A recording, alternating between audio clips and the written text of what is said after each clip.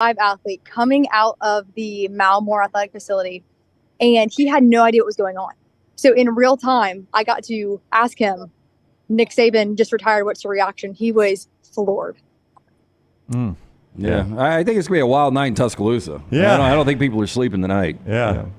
Our friends at Innisfree, do they all? Is there really a drink called Sabanades? Yeah, there is. I saw that they're doing them for $3 tonight. I guess. Did you see that? Yeah. I was going to say I wouldn't be surprised if Tripp and Nick are like, "Hey, drinks on us." Drinks on the house. Thank you, Nick Saban. For the record, speaking on Tripp's behalf, that is not the case right now, as far as we know at Innisfree. It's not. No. It's not. But that place will be absolutely wild tonight. And you talk about people dressing in black tomorrow, and I do, man. I mean, this hurts. I don't care. Well, Auburn fans are going to celebrate. If you are a business owner in Alabama, you recognize the greatness, you appreciate it, but this moment hurts for a lot of reasons. I mean, we have witnessed the greatest coach in the history of sports. Now that has come to an end, and I think it's going to be an awesome celebration for a while, though. Yeah. So I am going to head down after this downtown to get just some overall feel of what's going on, especially with Auburn rolling tumors. We'll see what you have to say about that. But has that happened again? Because it did when Bear Bryant retired. Has that happened again tonight? Okay. Maybe we can get a live picture, Forrester or Rockstar, of when EG's gone, of what Tumors Corner looks like today. There is a live cam available online of Tumors 24 hours a day. Go ahead. Now, you're heading where? So I'm heading downtown after this. I'm going to hang out here for a little bit longer. Oh, here comes Extend Light. Oh, wow. They're playing all the hits, huh? They are playing all the hits. I talked to some fans. They had been Alabama fans for 58 years. And they were very torn up, but very appreciative of all that Nick Saban did for this program. Yeah. Well, they got the alternate lyrics, too. Yeah. I am watching the live footage from Tumors Corner. There is a very, very, very sad effort to roll it. Only a couple of people. So it's not a full-on. So it's not like it was in 1982. No, it is, in fact, assuming this is 100% live, which I think it is in fact, there is some toilet paper being thrown at trees, but this is far from a large effort here. Yeah, early in the gathering. Yes. But I will tell you, though, if I'm another fan base, I'm like, hell yeah. Like, good for you guys. It was a nice run. We are glad he got the hell out of there. And, boy, for Sark and Brent Venables coming into this league, they couldn't have had it any better. We'll let you go, EG, so you can go do the rest of your stuff. I will tell you, keep sending it. Taylor's going to eat it up, anything you put on the platform. Follow us on all at Next Round Live, whether it's Twitter, Instagram, whether it's TikTok or anywhere. We'll be pumping this stuff out all night long. Taylor's got a Diet Coke back there. She is drinking. She's ready to go. She's caffeined up, ready to go. Yeah. Thank you, EG, and thanks for sticking to your guns and going to Tuscaloosa. You can tell that story. Right. I worked with this old guy one time. He thought he knew everything and told me not to go, that it wasn't happening today. If only y'all could have seen me trying to get here on whatever road that is. I was saying a few things I probably shouldn't have, but I got here. That's okay. Hey, and for the record, the old guy was Reed. It wasn't me. I was like, if you want to go, you take go. off. Yeah. Okay. All right, thank you, EG. We'll be in touch. Okay, good job. Let us know if you get anything else you want to jump on here with. We'll take it. I will. All right. I will. So when I left and got something done behind the scenes, I called Reed, and it must have been an hour before this thing broke, and you guys were sitting in the lobby when I walked out. Did y'all just talk yourselves into this was going to happen? Because I thought you reached out to somebody in the program, and they were like, it's not happening. I did. Yeah, I'm telling you, it took them by surprise. Yeah. You were on the road, weren't you? Yeah, I'd gone back home. I was like you in the middle of a workout when the Chris Lowe report broke and my phone unlike started blowing me, up. you kept your phone on you. That is correct, yes. I will tell you the text thread. I think I can read this without. As you're pulling that, Tumors Corner is live. Scotty just pulled that for us. I told you, it's not a. Oh, Brown, that's a lot more than. No, see, that's from the. I think that's from the basketball game last night. I was just judging by the actual people. Live. Well, I know it's live. I'm saying the toilet paper you see. Yeah, I don't see anybody throwing anything. Yeah, there were only a few. Give me throwing. Lunsford's mic. Pretend we got mics. No, somebody in the chat said something like 30 minutes ago, and I've been watching them do it all. That's okay, all from so tonight. that was nothing. They didn't roll after last night. Nope. Yeah. Wow. Well, I'm sure they did, but that's all from tonight. Okay. Well, I'm not sure they rolled it after the basketball game. I have no idea. It's the last thing I don't know what Taylor and I drove do. by it. Ask Taylor. We drove by it. Did she see things up there last night? I don't know. Everybody's looking for a party, though, and if you're an Auburn student, would you not go down there just to celebrate a little bit? Just to be part of history. Yeah. Right?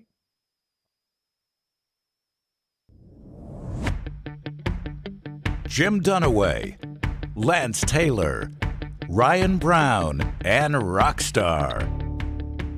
Live from the Birmingham Racecourse Casino Studios, the next round, presented by Bud Light, is on now.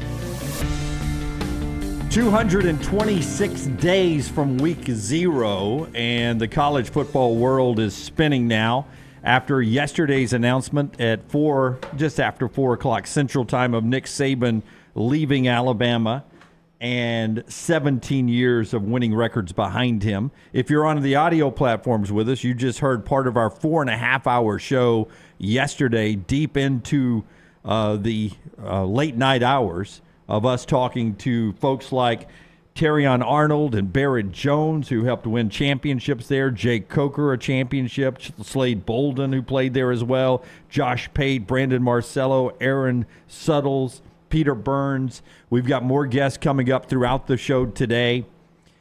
Just a fluid situation. The search is on for the next coach. We will get into that. But for the audience who maybe didn't join us last night live from 4 o'clock till about 9:30, let's give them an instant reaction, and then we'll start talking about the next chapter of Alabama football. You first, LT. Well, look, it was inevitable this was going to happen one day. Did we believe it was going to happen January 10th, 2024 on a Wednesday at 4 o'clock in the afternoon? No. I think it surprised us, a lot of scrambling around. It's just been an insane 24 hours. When you think about the dominoes from Pete Carroll, which I would solidify that if we're just talking about the entirety of football coaches, he is a top 10 guy in my opinion. And then Nick Saban, the greatest to ever do it, maybe in any sport. And then Bill Belichick, the greatest in the NFL. Yeah. I mean, and there's the graphic that Scotty's got there. It's just been... It's almost like end of times. Like, one day civilization's going to come to an end. Is it like the Mount Rushmore coaches now? That's a lot of football walking out the door.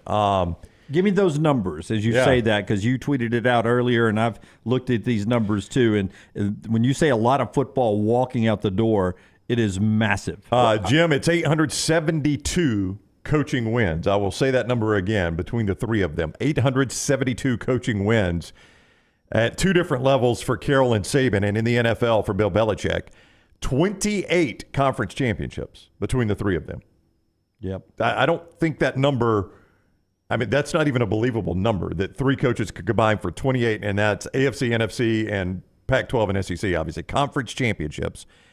This is the most absurd number. 16 Super Bowl and national championships between the three of them. Yeah, I think you guys help me out here.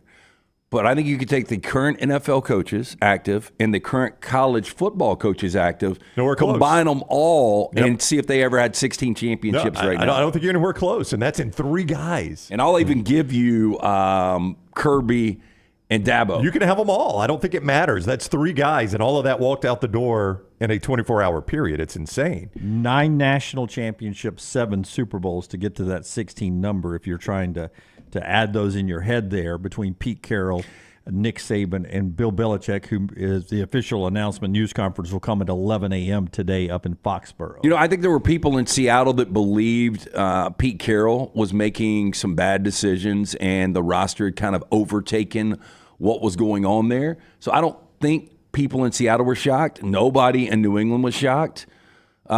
Again, I think people in Tuscaloosa knew this was going to come, but they didn't think it was coming this year. I think prepared for it, but still surprised by the fact that it went down yesterday. And, we touched on some of this during our live show last night, but around, I guess, what was it, about 2 o'clock, we all started getting calls. One of them, as we've reflected on it, very, very informed, right?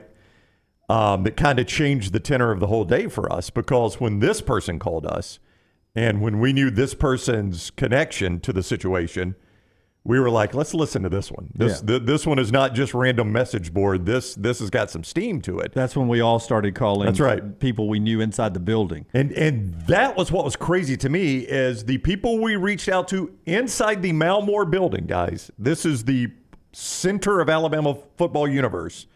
We're like, buddy, if it's going down today, it's the first I've heard of it. Yeah, no. To your point, What are you talking about, Jim? I just came out of a meeting. We're interviewing wide receiver coaches That's right. today. I talked He to was somebody on the that was SEC like, call. I talked to somebody that was like, look, I'm not going to discount what you're saying, but I know for a fact Coach was interviewing candidates today for open positions on the staff. So I don't think he's retiring. Hey, behind the curtain, I've got a friend, you guys know him, and he used to make his wife, they were doomsday preppers.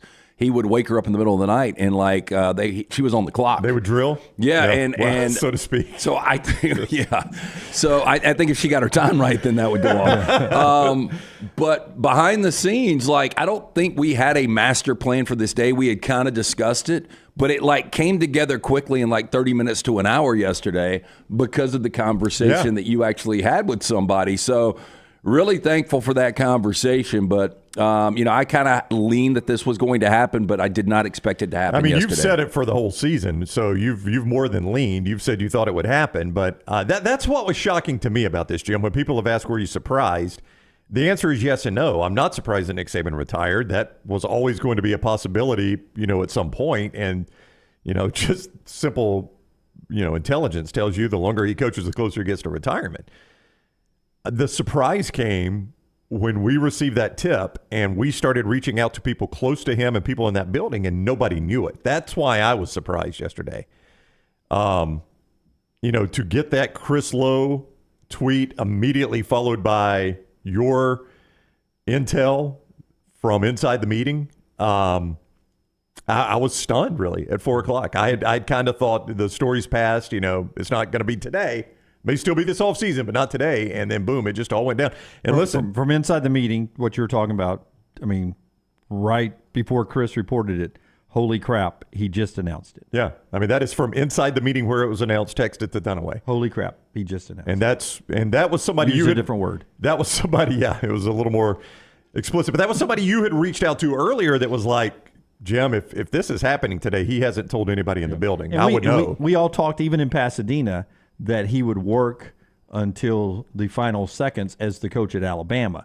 And boy, did he do that yesterday. And then today, his normal routine. Yep. 7 a.m. Who's getting out of the car at the football complex? Nick Saban.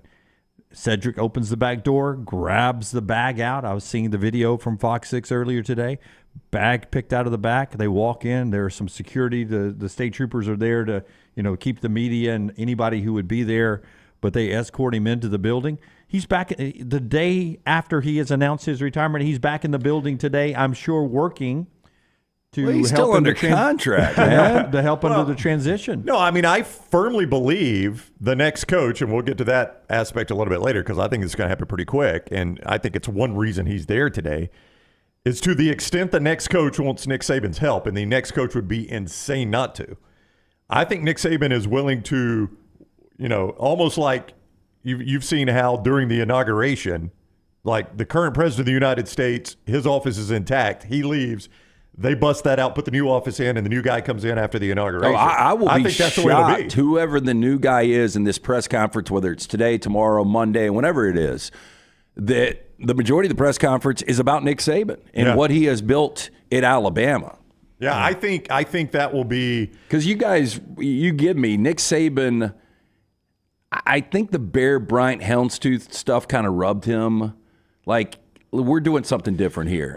He respected the fact that Bear Bryant was one of the greatest to ever do it, and that he kind of put Alabama on the map.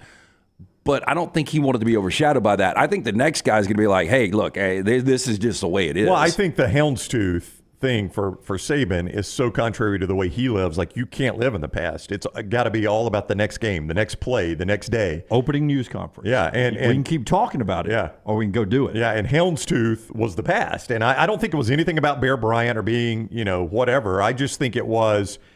We got to focus on the future. The past at Alabama is great. By the way, it's why I've got this job. Without Alabama's past, I probably don't take this job. Yeah, but don't you think the tone's going to be much different with this press conference? It's hard not to. Yeah. Because I think there's a really good chance whoever gets the job has a Nick Saban connection as well, and that's only going to Can you imagine, look, that. Saban did a great job, but that's in the rear view. We're going to do different things moving forward. Think you get booed off the stage? I think your answer is, why would I change anything? Whoever it is, whether it's a connection at one point coaching with Nick Saban or the same agent, whoever it ends up being, you would say, though, there was a big, very large gap between Bear Bryant and Nick Saban of many bad years.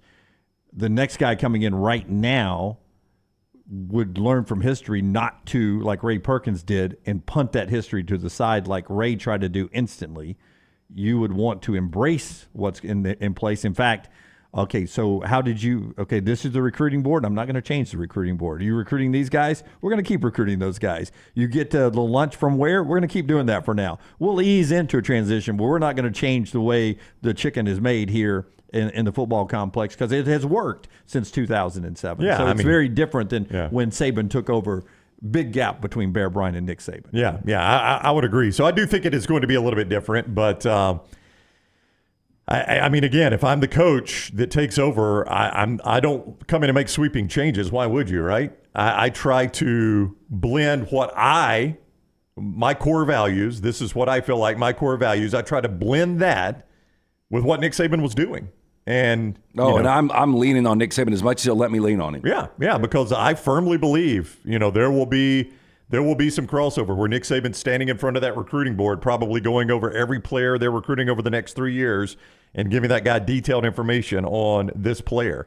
And Nick Saban is, I think everything. I think they will lean heavily on Saban. And we're going to get your comments throughout the day in the chat room, so keep those firing. Evan says that's why Lanning is the perfect fit, cut from the same cloth as Saban and Kirby. And I do think that's why a lot of people go to 37-year-old Dan Lanning, the Oregon head coach. But there are other coaches out there. Mike Norvell's name is mentioned. Kalen DeBoer's name is mentioned. Some Dabo Sweeney. Wherever you're going in your Alabama fandom in this, somebody said, the football version of Nate Oates, I think it was Royal Payne in the chat room, is Leopold at Kansas. That's what Nate Oates was to basketball. You shrug. But I didn't shrug. I said, oof. Okay. Well, I would just say this about Leopold, and I don't think he will be the guy. I think, what is he, 54, 55? But if you could get a run like Saban, what does it matter? But when you talk to people, the Luganbills, the Brock Hewards of the world, those guys say he is one of the most difficult top 5 coaches to prepare for in college football. Yeah. And you look at what he's done with the Kansas roster, that's all I'm saying. There's no ties at all. I haven't heard his name, but the guy can coach. He's been using peanut butter and jelly and serving up 5-star meals. But I will counter by saying, and this is more basketball than football, but we've seen guys do that a lot. Oh, my God, if he can win at Kent State, give him Arkansas resources and see what he can do. Yeah, but that's like a run in the tournament. Yeah. Oh, but you've seen it. All right. Okay. Well, I don't want to dig too deep into that, but I'm just saying my only point is because that's not going to happen. Just because you could do it at a lesser job where you coach on a curve like Kansas doesn't mean you could do it at Alabama. And I think Leopold, for the record, is a very good football coach, but that doesn't mean he's fit for Alabama. BD makes a great point when it comes to NIL money. We know how important that is today in this college football world.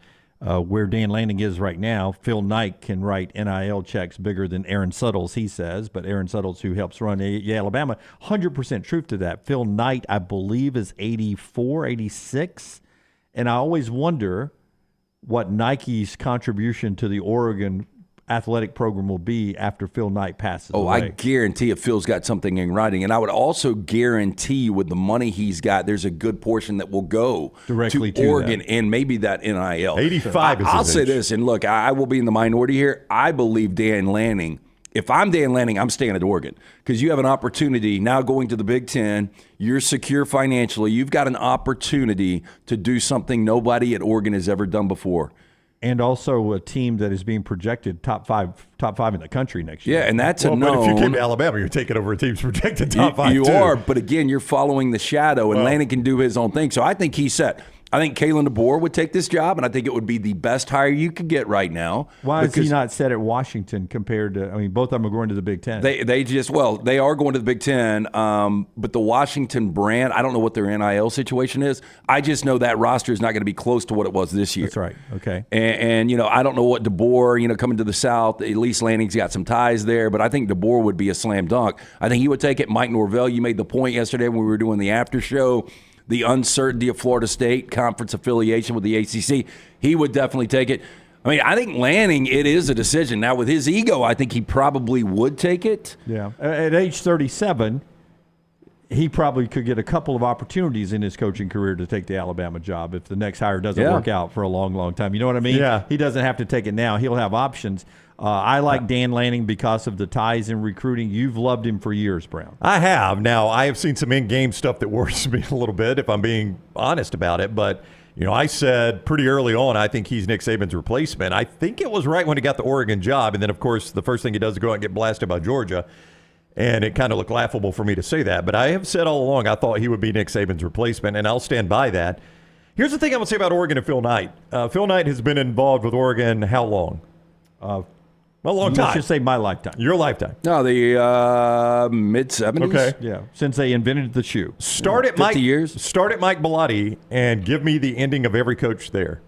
No national championship. No. Oh. So when they left, Okay. how did they? No, but Bellotti, he actually retired. Okay, and now go after him. And he became the AD, right? I don't think he did. He went to ESPN. All right, so start after Bellotti. We went Chip Kelly, right? Yep. Left for another job. Yep. Now, it was an NFL job, but it was another job.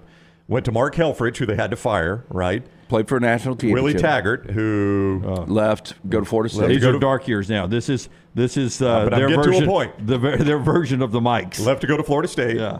Mario Cristobal left to go to Miami. And now you got Dan Lanning. I'm saying everybody says. Yeah, there's a reason they're leaving. I mean, every coach has left. And all that money's already there. And all that money was there when they were there. Now, it could have been the Pac-12. Maybe the Big Ten changes that. I don't know. Can I make a case? Sure. If this was a big video wall behind us on some fancy set, I would turn and a map would pop up. Okay. And on that map would be where the best recruits in college football are. Well, they're not in Oregon. And it would be in the Southeast. Yeah. Where Dan Lanning is very good at recruiting, by the way. And you've got to convince the mamas and the daddies, the grandmamas and the grandpapas and those kids to leave Texas or Alabama or Georgia or Florida or Louisiana to go all the way to Eugene, Oregon, which is fine to get there. But now you got to go back and forth to watch your son play.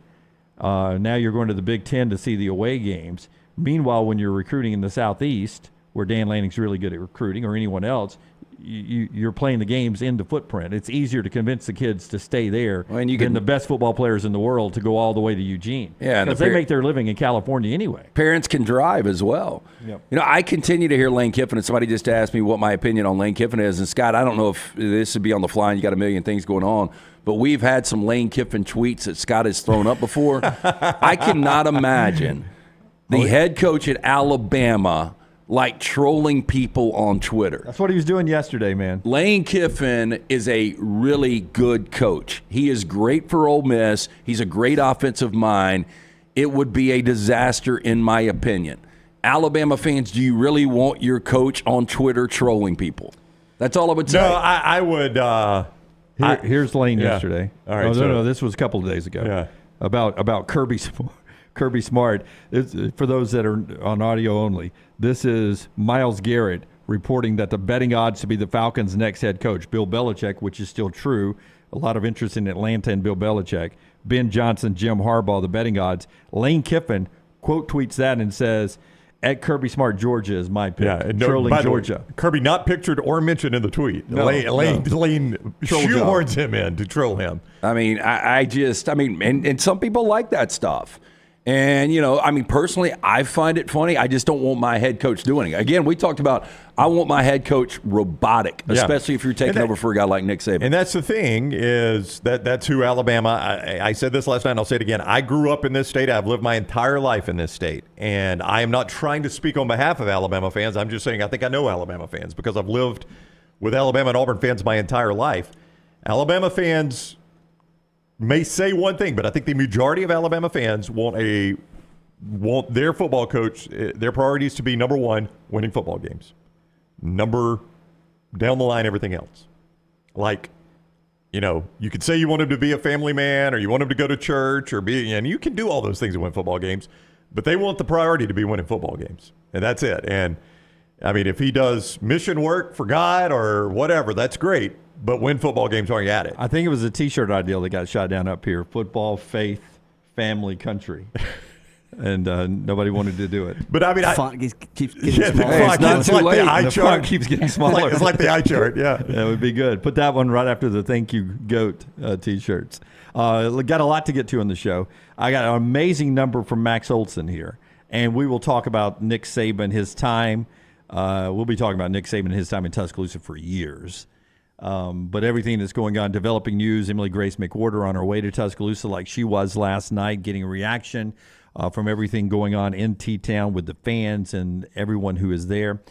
The show being brought to you, before I give you this amazing stat, by a couple of great folks. The University of Montevallo is one of those. If you've got a son or daughter who are a junior and senior in high school thinking about their college, go ahead and factor in the University of Montevallo, montevallo.edu, montevallo.edu. They will set you up with an in-person tour. You'll get all the details. 23 Division I fully funded scholarship sports, montevallo.edu. Check them out. And also by our friends at Way to Wellness. Way to Wellness, your journey to healthy living. It's 2024. You Alabama fans are off to what is an emotional start. I don't know if you emotionally eat like I do, but when things are stressful, I am throwing in the calories. I can put on the weight just like that. But with the Way to Wellness, you can manage that. Like I came back from Pasadena all the way up to 195. With my Way to Wellness plan, I start today at 190. Easy to stick to the plan, and even if you fluctuate a little bit to get back on that weight loss plan, you can do that by going to this website. It's a planforme.com, a planforme.com. You'll find out there's no contracts, no sign-up fees, and your first consultation is free with Leslie and her board-certified team right there at Way to Wellness, your journey to healthy living. Here's this number from Max Olson. He's done the math on this. 123 draft picks just at Alabama for Nick Saban. You guys want to catch the number of salary earned? Oh my God! It's got to be. How many billion is it? Is it in the billions? It's got to be. I'm bad at this. 1, 2, 3, 4, 5, 6, 7, 8, 9, 10 figures. That's billions, right? 2,269,000,000. Where is this Max Olson's tweet? I'll look it up. $810,252. So $2.2 billion. That's insane. In salaries. Yeah, and again, the overall first round picks, 49. Yeah, and which is a record.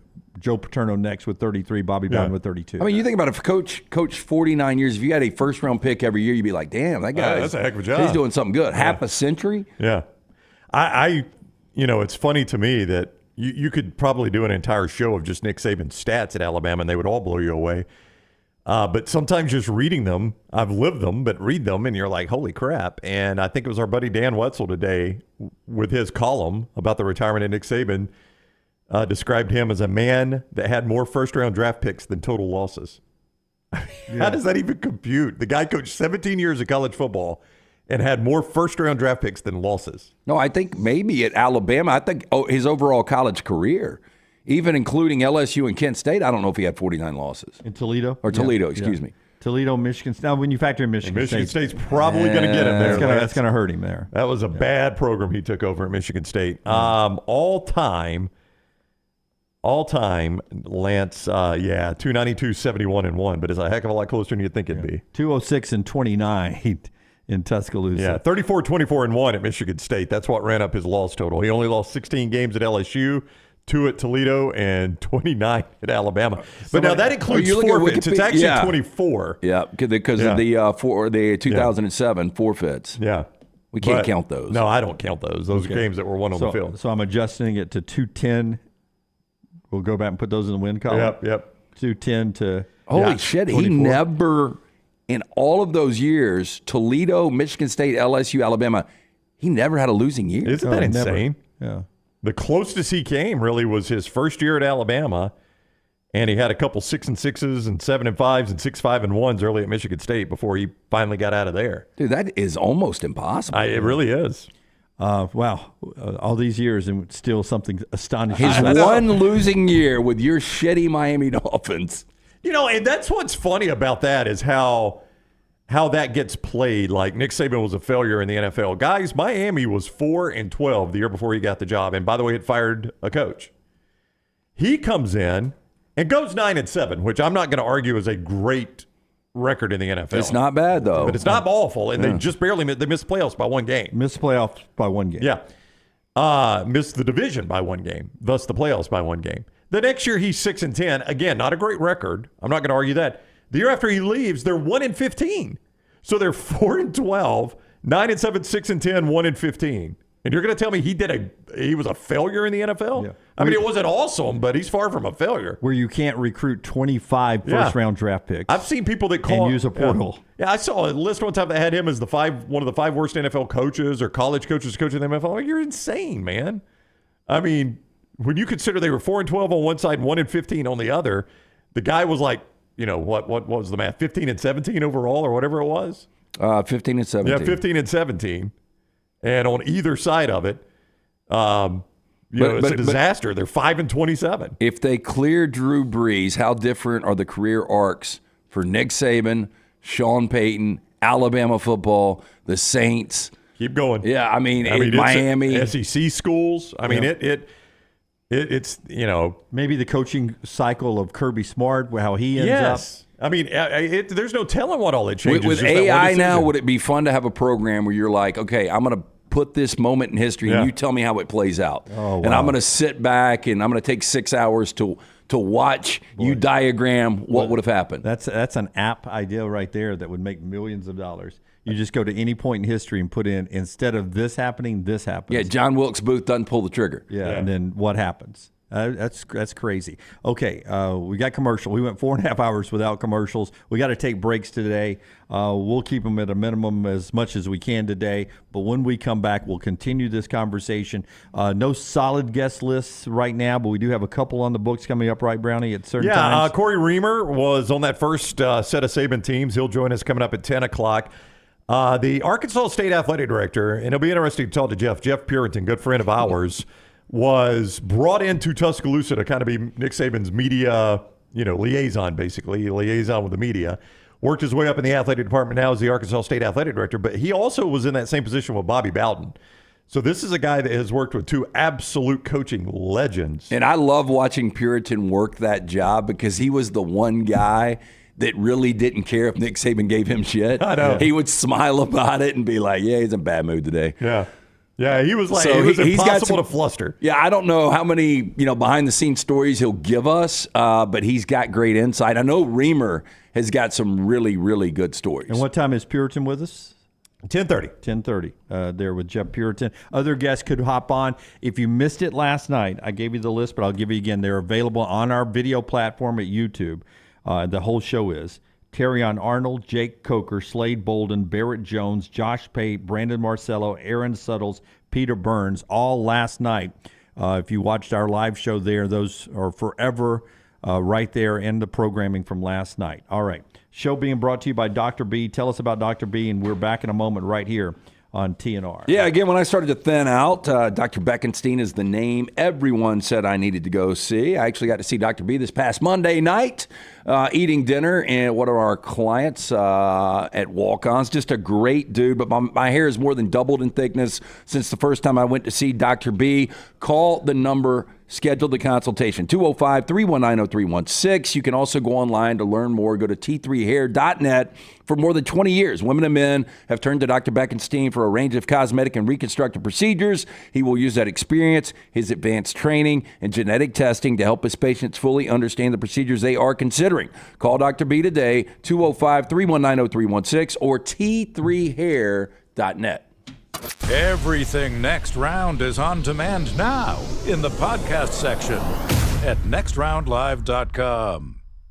Hey, if you're looking for Birmingham's best pizza, you need to stop in and see our friends at Slice Pizza and Brew. It's as local as you can get, from the ingredients that go into every pizza to the beer on tap. For a great lunch or dinner, go see our friends today, Vestavia or Lakeview at Slice. Legacy Credit Union has the ultimate game changer for your finances. With Engaged Checking, you can earn 3% APY on balances up to $15,000. You heard correctly, 3% APY. But it's not just about scoring with high yields. With Engaged Checking, you can get paid up to 2 days early. That means your paycheck, Social Security, tax refund, you name it, you get it early. So stop sitting on the sidelines and get in the game with Engaged Checking. Sign up today at legacycreditunion.com or visit any 9 Greater Birmingham area branches. APY is annual percentage yield. Terms and conditions may apply. See Credit Union for details. Federally insured by the NCUA. Support the show and grab some great t-shirts and hoodies right now in the Next Round store. Buy the Alabama State map shirts in your team's favorite colors, the popular Y'all Can Have the Rest, or Next Round flag shirts are also online now. Just go to nextround.store. That's nextround.store. The traditional Next Round logo shirts are there too. Buy them for yourself, or they make a great gift for someone else. And let us know what you'd like to see in the store coming up. Nextround.store. That's nextround.store. The wait is over. Tonali has arrived. Beautifully distinctive Italian styling and performance. Come test drive the all-new 2024 Alfa Romeo Tonali plug-in hybrid at Alfa Romeo of Birmingham. The all-new Tonali offers best-in-class horsepower and torque, fastest 0 to 60 times in its class, plus best-in-class range with full electric charge. And best of all, qualified Tonali leasees are eligible for up to $7,500 EV tax credit factored into your lease. Hurry down to Alfa Romeo of Birmingham and experience the all-new Tonali. Storm season is here. Make sure you have a plan of action in place right now. Greg from Pell City and Storm Restoration Roofing should be your first call when storms hit. Insurance companies love working with Storm Restoration Roofing because of Greg Nelson's name and reputation in the industry. When storms hit, call Greg Nelson. He's local, 205-542-3531. He's the home of the free no-cost roof inspection. Greg from Pell City on Facebook, 205-542-3531. It's Storm Restoration Roofing.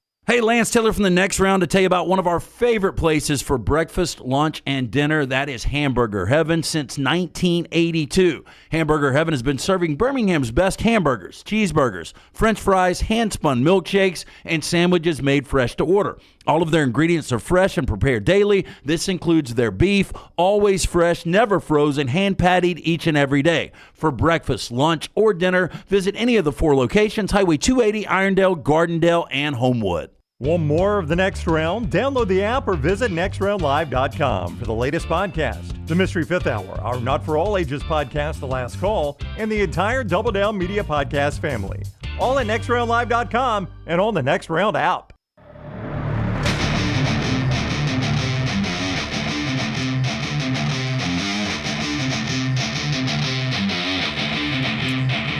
Back here on the Next Round. I'll get LT to explain what he thinks when this happens. But for a brief moment last night, and I believe at some point this morning, I don't know, as we sit here at 9:33 Central Time, if it's the case, but betting on who the next coach at Alabama was pulled down. Why did that happen? Well, I think there was probably somebody told this is going to be the guy. And once that information is leaked, it's like Oscar odds. You know, once somebody finds out this is going to be Best Picture, they'll pull that down. I'm still a little surprised because I'm hearing conflicting things. I think you guys are hearing conflicting things. So, I mean, Vegas is typically on top of this. Have you checked mybookie.ag? I don't know that they've got. I'll double check that. Yeah, I got an email this morning, and let me see if I can pull this. Oh, here we go. Well, the one I got yesterday had Pat Shurmur in the odds, which I still can't figure out how Pat Shurmur's those are big betting boards, Brown. You got to fill up the electronics in the sports books in Vegas. Do we have any S's? Yes. Give me an S. Yeah, and this is, Sharon Moore's on here at 25-1. Will Muschamp. Can you imagine if Will Muschamp was named the next head coach today? That's perfect for him, though. He's had, he just keeps getting job after job, right? Yeah, this has got to be a joke. Clinton Dix is 75-1. He's on the staff. Greg McElroy's 100-1. He's not leaving jocks for that. Look at this. Will Muschamp. It does these glasses like this. Yeah. Gets on the nose. That's what you want to see if you're a Bama fan. Major Applewhite's on here at 75-1. Tommy Reese, 75-1. I think Tommy Reese is your dark horse. Are you serious? I am kidding. Okay. I am kidding. Tommy Reese is probably going to be the odd man out here, but I think Tommy Reese, his future is probably secure. Yeah, I think he helped his future this year. Yeah. I don't think there's any doubt. 100%, Brown. Yeah. 100%. Yeah.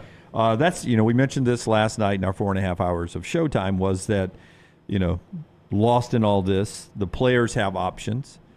30-day window opened up when Nick Saban's announcement of his retirement for anybody on the roster to transfer by rule. The recruits saw Ryan Williams decommit last night, the 5-star wide receiver who Auburn fans thought they were getting even before that announcement. He's opened up his commitment again, so not officially with anyone yet, but most Auburn fans think he'll end up down on the Plains. So you have the roster upheaval, but then you have the assistant coaches who found out about it about the same time the players did. Some cases exactly the same time the players did. And their future, you never know. Next head coach brings his own people with him. And some of them may stay. Some of them may not have an opportunity to stay. So a lot of people in that room today also looking for their next gig. Yeah. And like if you were to hire a Dan Lanning or a Kalen DeBoer, there is a chance somebody on their staff gets that job. And then they keep a guy from that staff because he was just wide receivers coach. Now he's going to be offensive coordinator. That's right. So, when a new coach comes, they don't always bring lock, stock, and barrel the entire staff because some of those guys get retained by, or they just get the job right away. Like, for instance, if Kalen DeBoer were hired, it would not stun me at all that they just promote Ryan Grubb almost like that. That guy's a good coach. Yeah, I think Grubb and his relationship with DeBoer for those many years in that offensive system would not change at all. I think Grubb would be the guy. And I know a lot of Alabama fans wanted Grubb as the offensive coordinator last year. And one of the reasons he didn't leave was because of his special relationship with Kalen DeBoer. But look, if you're offered the Washington job or the OC at Alabama, not even close, I think he would stay. But DeBoer, if he is the guy, I am telling you, there will be, I don't want to say zero drop-off. Yeah. There will be a little drop-off, but you will have multiple national championships if you're an Alabama fan, if Kalen DeBoer is your next head coach. But my point with DeBoer is you hire him, Ryan Grubb takes the job. He goes to the defensive line coach. Is like, you're going to be defensive line coach at Tuscaloosa. Be my defensive coordinator. That's right. A great example of this is when Dennis Franchione left TCU. He brought the entire coaching staff except Gary Patterson, who said, instead of being your DC, I'm going to stay here and be the head coach, and did a hell of a job there. It was a good hire by TCU. Okay, a lot to continue to get to. We got a big event coming up. We're going to be excited to be a part of again down at the BJCC. It's the World of Wills, Brownie. By the way, when we were at this event last year was when the Tommy Rees story broke. That's exactly right. Do you remember that? We were reacting to it in real time. It is coming up February 2nd, 3rd, and 4th at the BJCC, the O'Reilly Auto Parts World of Wills. Classic cars, hot rods, custom trucks, motorcycles. Never before many of them seen in Birmingham.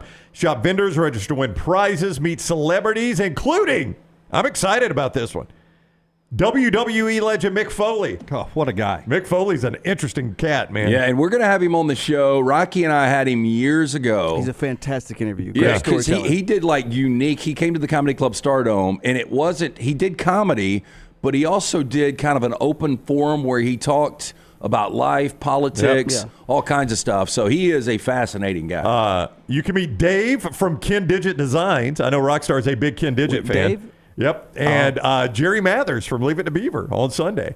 A lot for the kids to see, and you can get tickets right now at worldofwills.net, worldofwills.net, February 2nd through 4th at the BJCC. Okay, you imagine a circle, and then that little interlooping subset, and then another circle. That's a Venn diagram you're talking about. Exactly. Right. So that middle part there is the three candidates you think are most likely to be considered for the job, and then the other two circles are outside the inner circle there.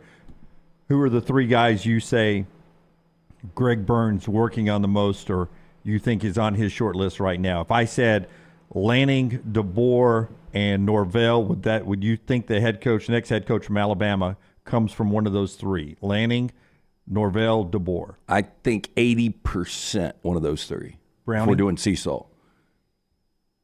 I think 80% is probably a good number. Yeah. I'd leave open a surprise 20%. That's the thing. I mean, Greg Byrne is one of these guys that will throw a curveball. I think he's behind the scenes. I think he's probably got, 10 to 12 names out there, and he's trying to figure this thing out. But I think those are the top of the list. And I have heard Lanning or DeBoer, but who knows? And I personally don't think it would ever get past Mike Norvell if they get a no and a no, a no and then Mike Norvell. Zero chance Norvell says no. First choice. I don't think Mike Norvell is in a position where he says no to this. and not about money. And we do keep in mind, and Brown, you're good with this, that Jimmy Sexton and other agents, this is also a prime opportunity when you've got, as we sit here today at New England, you've got 8 NFL openings and the Alabama college job open. There's opportunity to get your guy a raise, whether they're in the mix reality-wise or not. And I'm not saying that this is how this played out, okay? But I am saying I could see this scenario is that Greg Byrne got his guy, whether it's, let's just say you got a Sexton guy, okay? Jim Bob Smith. I'm not even naming a name. And Sexton's like, okay, we got the deal done, but Greg, you know how the game works. There are a couple guys that I need to float this out on. And Greg's like, you got 48 hours. Or 24 hours. 24, whatever the case is. You float it out there. Obviously, I'm going to deny anything. I'm not going to comment, Jimmy, but you do your work. I get it. I know how the game's played here. But I need my guy announced in 48, 72 hours, so you better hustle on this. Or 24. So I think you'll see some of this. I think Jimmy Sexton is about to get some raises for some people, but firmly believe is a strong, I'm not going to strong phrase, but my gut tells me this deal's already done and that the only delay is for something like that and to get ducks in a row, I's dotted, T's crossed, things vetted. I think this deal's already done. I think it's a close to being done deal. And you keep saying 48 to 72, which is good to work the other contracts. But for Alabama, you need this to be as quick as possible for roster retention. Correct. JD is in Huntsville. His call today being brought to you by our friends at Odie's. More on Odie's in a second. JD, how you doing, buddy? Man, I'm still kind of in shock. My nephew sent me the message yesterday. I was doing some work, and I just thought, oh, it's got to be another joke. My wife used to do that to me all the time, would send me messages like that, and I'd be like, I have to joke. But, yeah, guys, I'm old enough to remember when Coach Bryant, passed away. I was just a kid, and I remember walking down the halls at Riverdale High School in South Atlanta, and somebody was saying that Coach Bryant had passed away, and I couldn't believe it. I was in shock. I know people are kind of making fun of folks doing the memorial thing at the statue and all that, but it kind of feels like that almost. I mean, the guy's not dead, but wow, it's just such a huge impact that he has had on this program. You guys have said it. You didn't, your show and what you're doing now. You said that you don't think you guys would really be where you are now without Coach Saban. I don't even know. It's hard to put into words. I know right now everybody's talking about who's the next coach, who that's going to be. There just will not ever be another Nick Saban.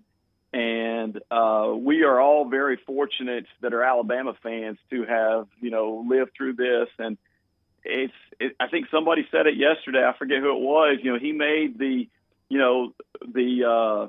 whatever is the highest level seem common, like that's just the norm at Alabama. Yeah. What was it Suttles said? Yeah, legendary became common from Aaron Suttles. And I told him it was the 3 best words he'd ever written. Legendary became common.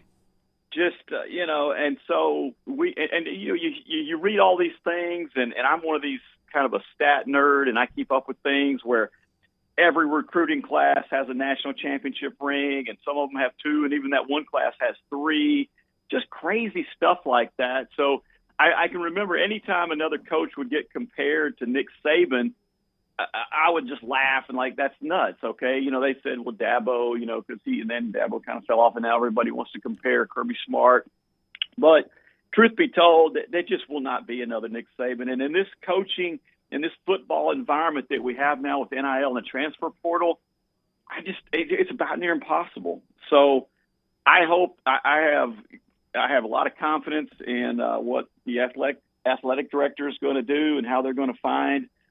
They're in a better position to find the next great coach at Alabama than they were when Coach Bryant, passed away. Oh yeah, much better.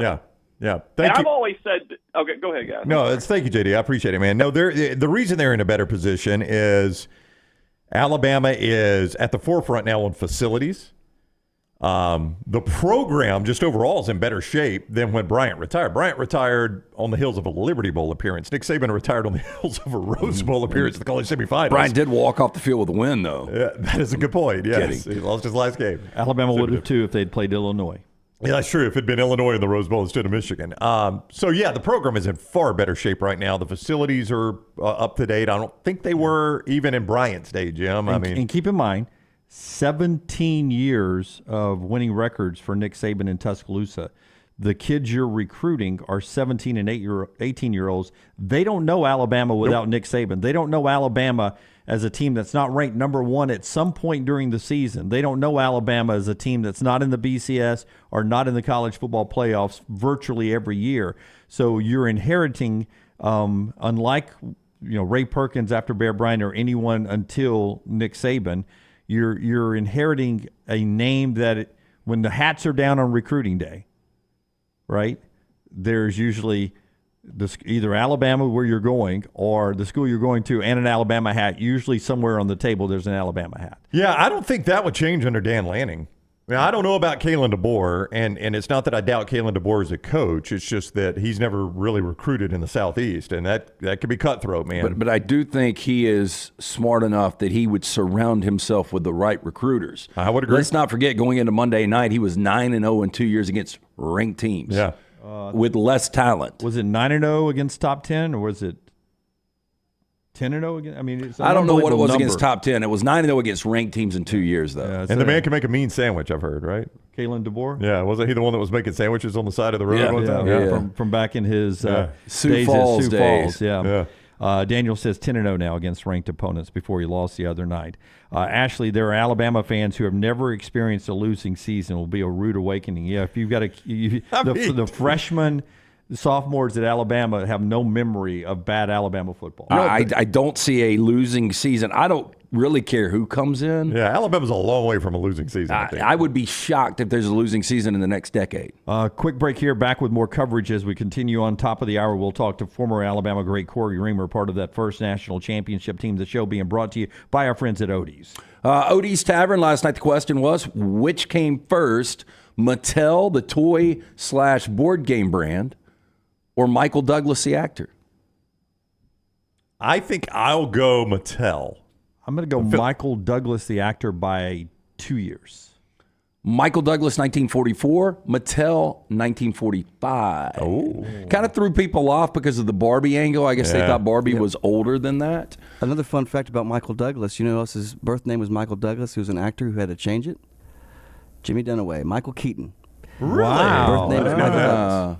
How about that? How about that? That's very interesting. That's what you learn at Odie's. Yeah, these are little factoids that you will learn at Odie's Tavern. 2 great locations for you. Live music on Fridays and Saturday nights. Ice cold beer buckets full of the delicious Bud Light, incredible food. Stop in, go see Will Aver and that great staff. The original in-crust line, the newest location of Odie's Tavern, right there on the corner of Broadway and Oxmoor. And listen, sports continues outside of just the Saban and Alabama coaching search now.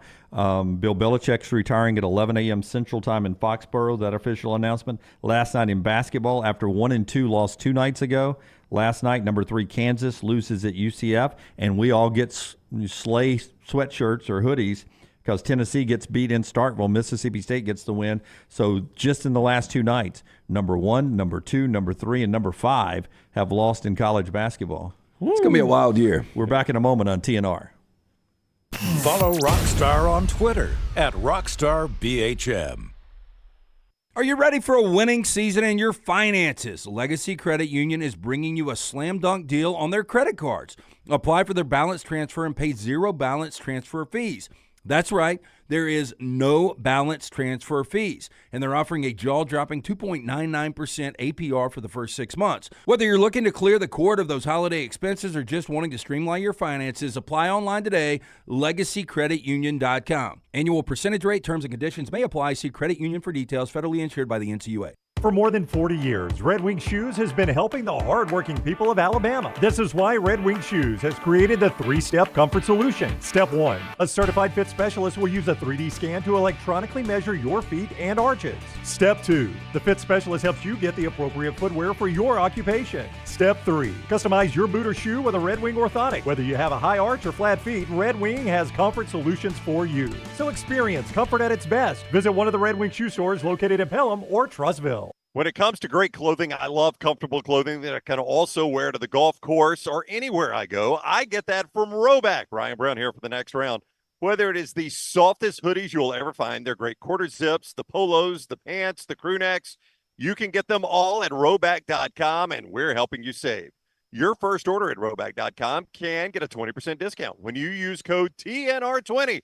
That is Rhoback.com, code TNR20 for 20% off your initial order at Rhoback.com. There are so many things I love about walk-ons. Authentic, mouth-watering Louisiana cuisine prepared fresh daily from scratch. A great beer selection and TVs everywhere to watch the big game every day of the week. And of course, they've got 2 great locations on Highway 280 and 119 and at Hoover near the Hoover Met. Walk-ons is also a great place for happy hour, 2 to 6 Monday through Friday with $5 moonshine swirls, $5 house pours, and half-price appetizers. And it's an easy take-home experience for the family as well. Highway 280 and Hoover with walk-ons. Storm season is here. Make sure you have a plan of action in place right now. Greg from Pell City and Storm Restoration Roofing should be your first call when storms hit. Insurance companies love working with Storm Restoration Roofing because of Greg Nelson's name and reputation in the industry. When storms hit, call Greg Nelson. He's local, 205-542-3531. He's the home of the free no-cost roof inspection. Greg from Pell City on Facebook, 205-542-3531. It's Storm Restoration Roofing. When it comes to great clothing, I love comfortable clothing that I can also wear to the golf course or anywhere I go. I get that from Rhoback. Ryan Brown here for the next round. Whether it is the softest hoodies you'll ever find, they're great quarter zips, the polos, the pants, the crew necks. You can get them all at Rhoback.com, and we're helping you save. Your first order at Rhoback.com can get a 20% discount when you use code TNR20. That is Rhoback.com, code TNR20 for 20% off your initial order at Rhoback.com.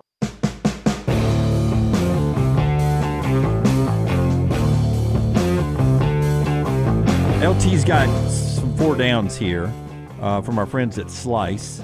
He's going to tell us about Slice. We're going to do it here just because we don't know how the day will go on once we start talking to guest LT. Yeah, our friends at Slice, the Bajaya brothers, created by the late Jeff. His legacy continues with Jason and Chris. Get into the Bajaya brothers. Tell them the next round sent you. Local pizza, local ingredients from the soul pie, the Bajaya special, the hot mama. Oh, I got to read this. I got a direct DM yesterday, and it was about Slice. Okay. So let me give this to you real quick.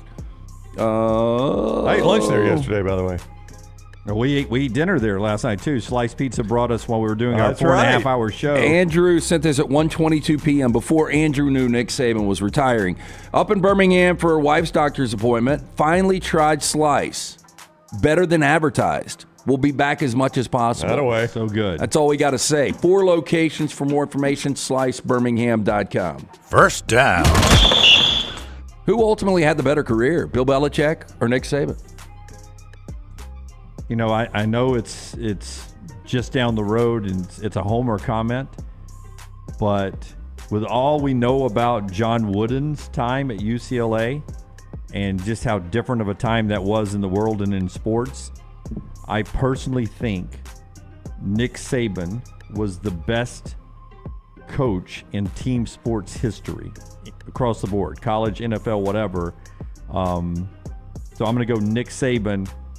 Close, Bill Belichick second. I would say, and here's what this boils down to for me. It's harder to get elite at quarterback in the NFL than it is in college.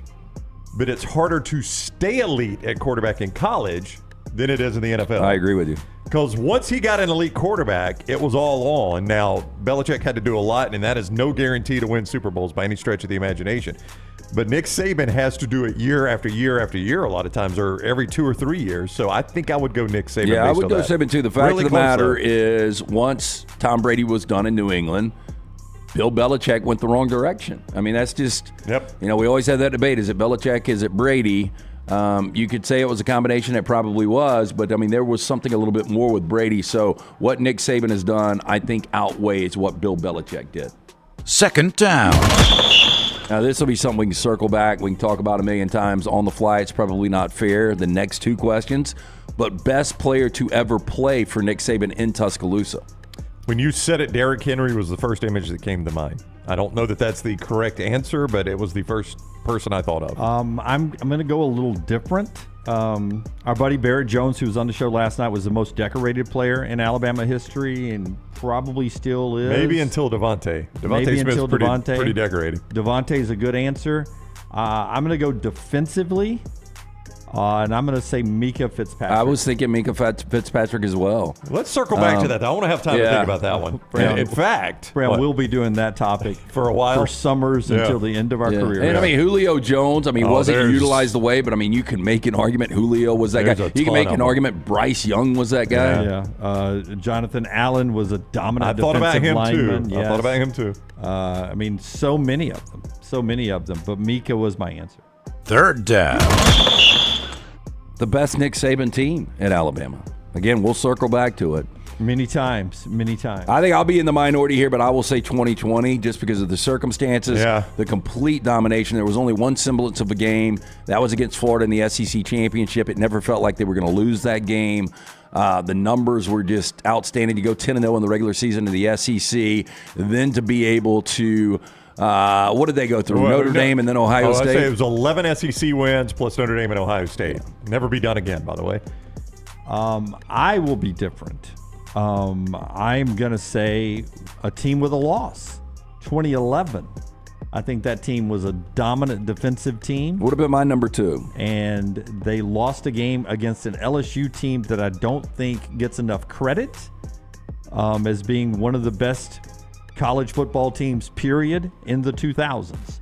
And I know 2019 LSU is better, but that 2011 LSU team was darn good. If they just had a little bit better at quarterback, probably one less national championship for Bama. So 2011 for me, 2020 is second for me. You know who I honestly think two of them are, and there's a complication with these two, is 2016 Alabama and 2018 Alabama. And you know what the complication is, right? They lost the national championship They lost game to Clemson in both those situations. Yeah, but to your those point, are two amazing teams. The 2016 defense, dude. Oh, dominant. Yeah. Dominant. Well, outside of one game, Ole Miss moved it on them. Other than that, nobody moved it on them. And you can't. Alabama hasn't had that kind of defensive line since then. Yeah. And I think that's why Alabama's. I mean, people can blame Golding or whoever. Yeah. That's why they haven't had that type of defense since. But then 2018, it was the offense, and it was unstoppable until they played Clemson. Yeah. And just I don't know what happened there. I may never know what happened there. But anyway, those are my two. They had losses. Fourth down.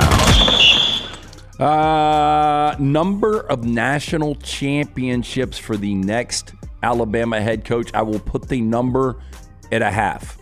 Over or under? I'll take the over.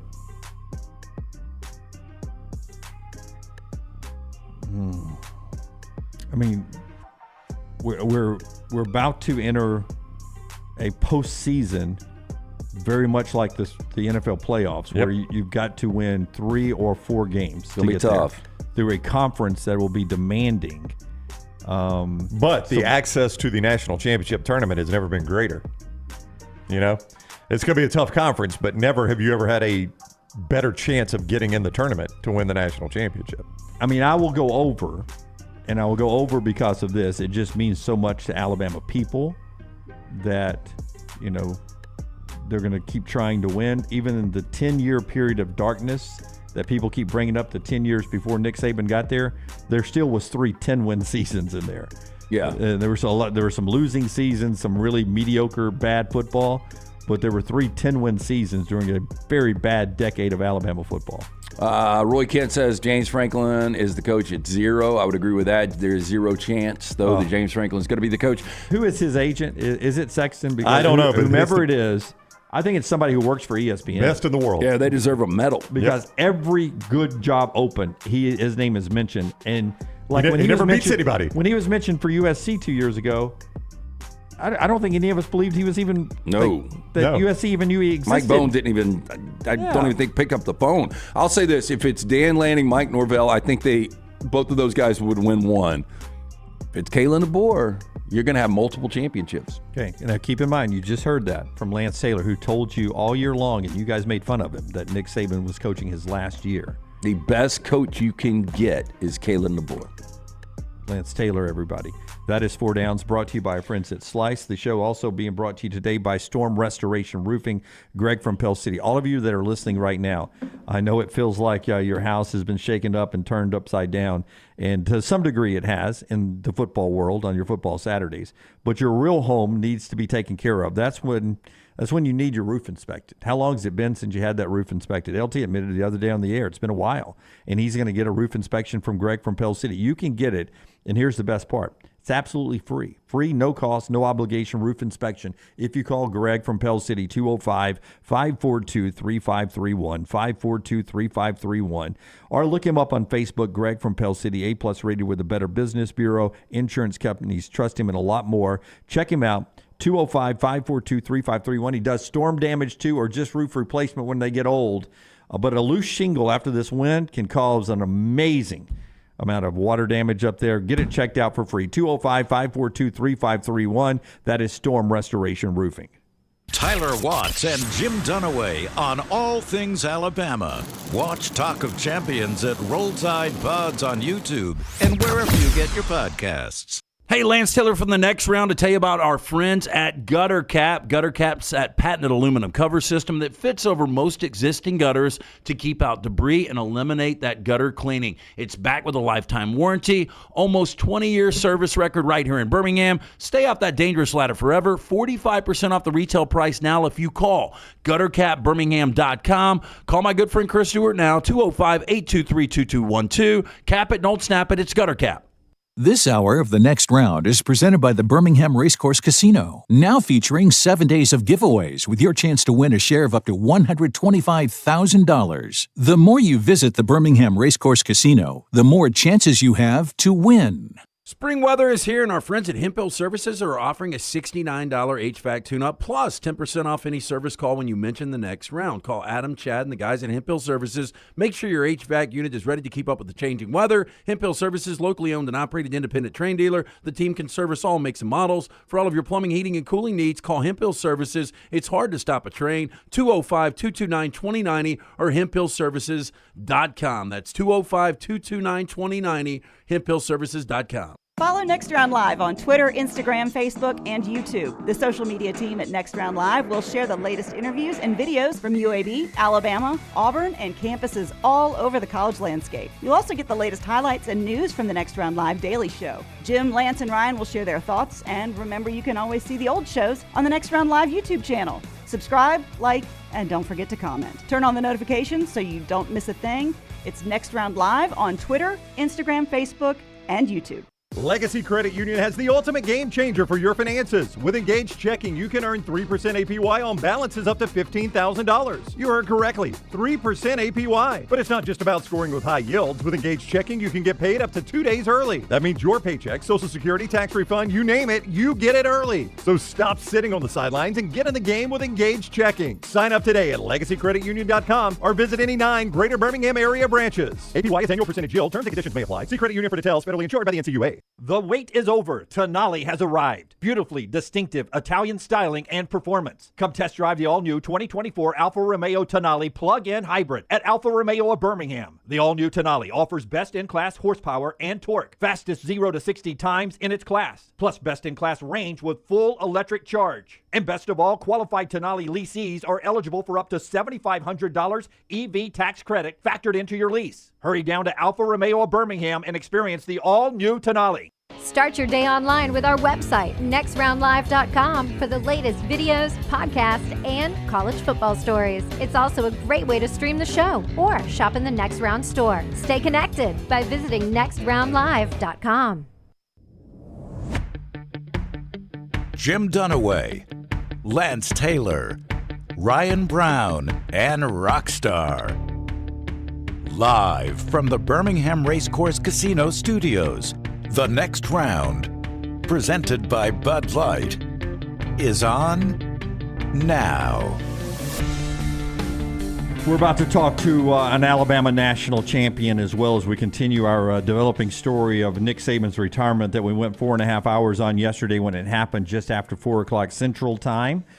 This part of the show being brought to you by our friends at Blakely's Bouquets right there in Homewood today. For any anything in life that calls for flowers or gifts, always use Blakely's Bouquets, Blakely'sBouquets.com. You can call them up, 205-579-4900, 205-579-4900, or in person at their full-service flower shop on Oxmoor Road. It's Blakely's Bouquets, whether it's homecomings, weddings, anything, including if you just want to send a bouquet to say thank you to Miss Terry.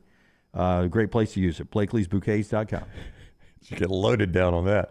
Hey, Cory Reamer is with us now on the JohnstonRVCenter.com hotline, former Alabama linebacker on Saban's first teams in Tuscaloosa with us now. What is up, Cory? Good to see you again. What's up, guys? Good to see y'all. Yeah. Before we rewind and talk about your time with Coach Saban, I would just be curious as to what your feelings and reactions were yesterday or whatever day you heard the news that he was retiring. Yeah, you guys running on fumes. I saw y'all did some late night pressers last night. I mean, it's been nonstop for everybody. I think that it's just similar to what everybody was. It was like, Kyle, are you serious? I thought it was a joke. We had some text threads going on between a bunch of guys that used to play, and everybody was like, this is the rumor that always, comes out this time of the year. Is it over for them?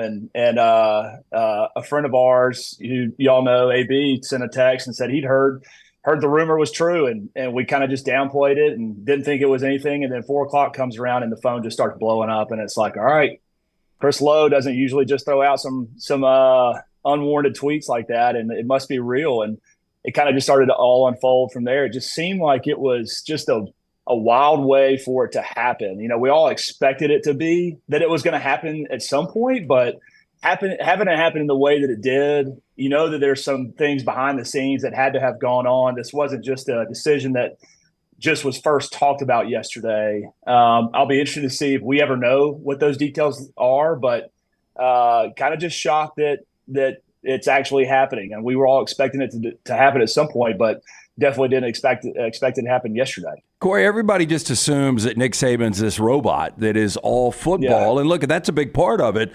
But you played for him, and how much behind the scenes he cares for his players, we just don't see that side of it. But I'll never forget watching Hard Knocks and Rex Ryan and Mike Tannenbaum when you were actually trying to make that roster. How much behind the scenes did Nick Saban play in helping you get that tryout and the communication and the relationship between him and Rex Ryan? Yeah, I mean, I think I would have been there if it wasn't for him going to bat for me. I mean, he was a guy, obviously, I was just looking for the opportunity, and he does that for everybody. He's always trying to help his guys out. And I think that's what's going to be missed the most about him is how he impacts his guys. I'll just never forget on one of the episodes of Hard Knocks, I think the special teams coordinator was just dogging me. He's like, here's a guy that was a starter on the national championship team playing linebacker, and this guy couldn't play, second fiddle. And he's out, and he was just wearing me out on the show. It's like the most embarrassing moment of my football career. And I'll never forget that Coach Saban and Sal Sinceri both gave him a call right after that thing aired, and he told me about it the next day. It was just like how he went to bat for us, how he stuck up for us. And, we're one of his guys, even though that I wasn't, somebody that he selected, he still was a guy that's out there. He's always going to be supportive of guys that played for him. So they called the special teams coach. Nick called. Yeah, I think Sal Sinceri called me the next day. He was like, this is BS, guy, boy. We're not gonna stand for this. I put that guy in his place. I'm like, I don't know if you're helping me or hurting me at this point, but I think I know where my future lands, so it probably doesn't hurt me at all. That, guy's stationed in Antarctica now. We haven't heard from him since, right? Yeah. I mean, if the one guy that probably on the Jet staff that might say that it's worth keeping me around, you just called him and cussed him out for talking bad about me on Hard Knocks. Yeah. It's probably not helping my case, but at this point, I don't think it matters. It was hurting the brand, by the way. They were protecting the A is what they were doing. Yeah. Hey, listen, you did such a great job there.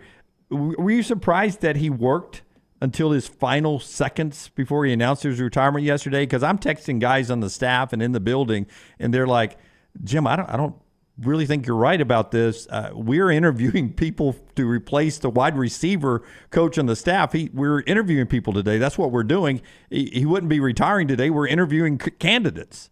Yeah, I mean, it's not shocking, I guess, when you take a step back and think about it. But in a moment of one of the greatest coaches ever deciding to retire, and who in that building has any idea besides maybe Nick Saban and Greg Byrne at that point, and they're going like business as usual all the way up to the very end.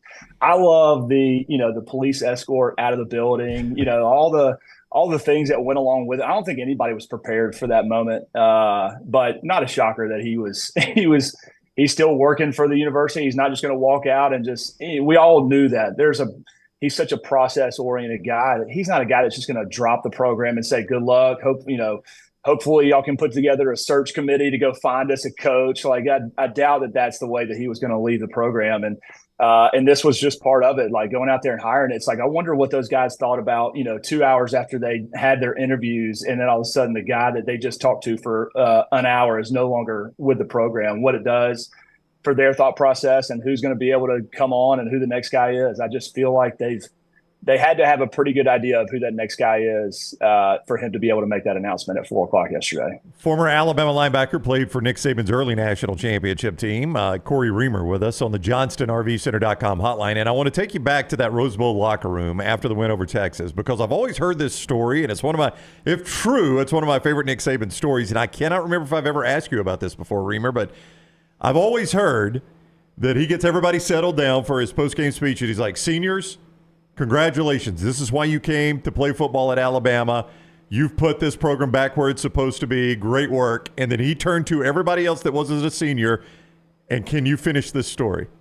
No, it's 100% true. And he was like, thanks for all you did, and we're on to the next. Like immediately, right after, I don't know if there was a line that you were expecting me to finish for that story. No, I've always heard he's like, that is not how we finish a football game at Alabama. Is that true? Man, we were such robots at that point. It's like I tell everybody, we were at the Rose Bowl playing for the national championship, and even after we won, it was kind of like the same going through the motions of like, all right, what's next? It's like almost you had to kind of pinch yourself to figure out how to celebrate and enjoy the moment. But it was very true. I mean, and I think that the evolution of him from that 2009 team to where he is, celebrating the one in 2020 is a completely different human being. And the game has changed so much just based on a lot of different factors. But him in that moment and in that element, it was, he was already over the national championship at that point. He was ready to get back and watch some tape. And I remember we took the flight the next morning, and he watched tape from all the way from California back to Tuscaloosa and was starting to recruit immediately. It was like, who is this guy? We thought we knew him, and he's just immediately going to work as soon as it's over with. Okay, so you've got a son, and one day when you guys are having your first beer together, and he looks at you and he's like, what was it like to play for Nick Saban? Because we're going to talk Nick Saban in context of the Vince Lombardis and the John Woodens. I mean, you got to play and win a national championship for maybe the greatest of all time. So when he looks at you and he wants to know what it was like to play for a man like that, what do you say? Yeah, I think you just got to talk about the accountability that he brought into that program, how immediately in that first year, like he ruffled feathers and guys weren't happy about the way that he was, starting to run that program. The expectation, I've always, Russ Probst was my high school coach, and he kind of had the same demand for excellence and as Coach Saban did, obviously at a different level for Coach Saban. But I think that was, he always practiced what he preached. He never changed. Like he never seemed to have a day off of, this is what it takes to win ball games. This is why I'm here. This is my expectation for you. You either live up to it, and everything that you're going to get in life and on the football field is going to be earned. Nothing's going to be given for you. And it was that was the same mentality that he had for 3 straight years. And I think, like you said, most people don't get to see the lighter side of him. And for the first couple of years, we really didn't either. I mean, he didn't show that very much early on in his career, but a guy that you knew exactly where you stood with him at all times. And he had told you did a good job when you did a good job, and he let you know when you didn't do the things right. The most amazing thing that I think is impressive to me is his ability to be able to communicate with 85 different players in 85 different ways. He knows exactly how people receive criticism or coaching and what they need to get motivated. And that's a unique ability that I don't think it's going to be hard to find any other coach that is. I just remember Rolando McClain was obviously, I spent a lot of time with him, but the way I needed to be coached and the way Rolando needed to be coached was completely different. I'll never forget, like at my exit meeting after it was over with, he was like, I yelled at you a lot while you were here, and I appreciate all that you did. I yelled at you a lot. And he's like, I want you to know that all the yelling that I did wasn't always directed at you. I needed some other people that were standing right beside you to hear what I was saying, but I couldn't yell at them because then they would shut down and not go to practice. I was like, hey, it would have been good to know that when you're just absolutely just embarrassing me in front of an entire team, that's why you're just dressing me up and down. It's like, you could have given me a heads up that you weren't really talking to me and just take it, but he knew that was the way that I've always been coached.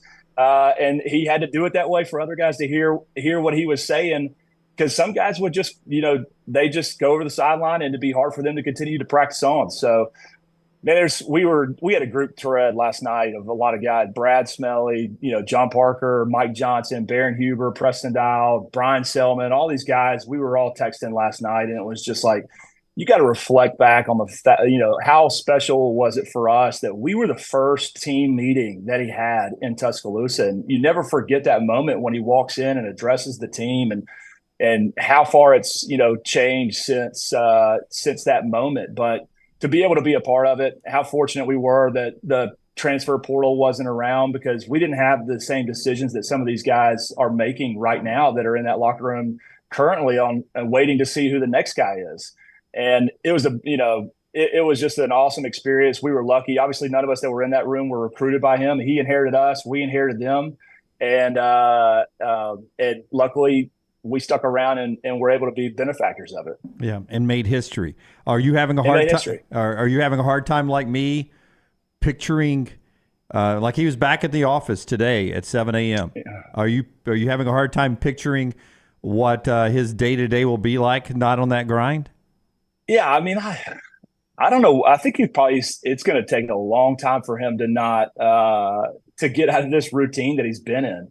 I don't know what you guys think of what's next for him. You've heard so much last night, with so much unknown of what's truly going on, what's the game plan. I think I don't think he's not going to just go home and sit at home. He's not going to just sit at the house unless there's other factors that are playing into this. But I envisioned him last night that the first phone call he makes when he's actually out of the building and not going in the next day is to Tiger Woods and to Justin Thomas and a few of those guys, and they're playing a round of golf in Jupiter, Florida. It's like he's going and he'll do whatever it is that he wants to do. And man, the guy's earned it. 72 years old, still. That was what was crazy. He always said, "I'm going to coach until I feel like I can no longer give to the game." And it's like, man, you just took a team to a playoff that nobody expected to be there after the second, third game of this season. It's like, how can you tell me that you don't feel like you can get to this game anymore? It's like, what all is playing into this? And I'm excited for him. Hopefully he can just go enjoy himself, do whatever it is that he's going to go do. But I have a hard time thinking that he's not going to be around some sort of football in some degree for a long time. But you know this as a player, and we discussed this last night, Cory. Cory Reamer is with us, former Alabama linebacker on the JohnstonRVCenter.com hotline. He's got to walk a fine line of being publicly supportive of the new coach, but not being, hanging over the new coach, right? I mean, yeah. In a you sense, don't want a Philip Fulmer situation? Yeah, or a Barry Alvarez or something like that. Yeah. I mean, in a sense, he's got to be enough in the shadows that this guy can be his own man. But it's this guy wants Nick Saban's public support too, right? I mean, it is a little bit of a fine line he's got to walk. I feel like whoever it is has got to have, his blessing. Don't you agree? Oh, absolutely.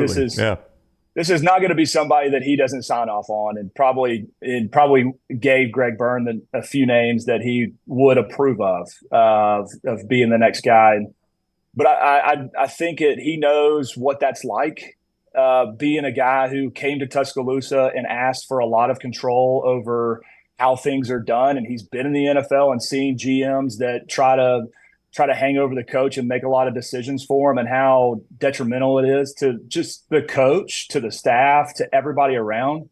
I think he's seen it and experienced it enough that he's not going to be that kind of a guy that wants to, because if he's going to do that, then you might as well continue to coach. Yeah, you know, right. if you're going to be involved that much and you want to hang around and make sure he's doing what you want him to do, then why are you just not going to be out there coaching? So I got a feeling he's going to give this guy the freedom. I mean, he's going to give whoever the next coach is the freedom to go do it, run the program how he wants to do it. I imagine it's somebody who has seen the way that Coach Saban does things, that has a lot of those elements already in place. So,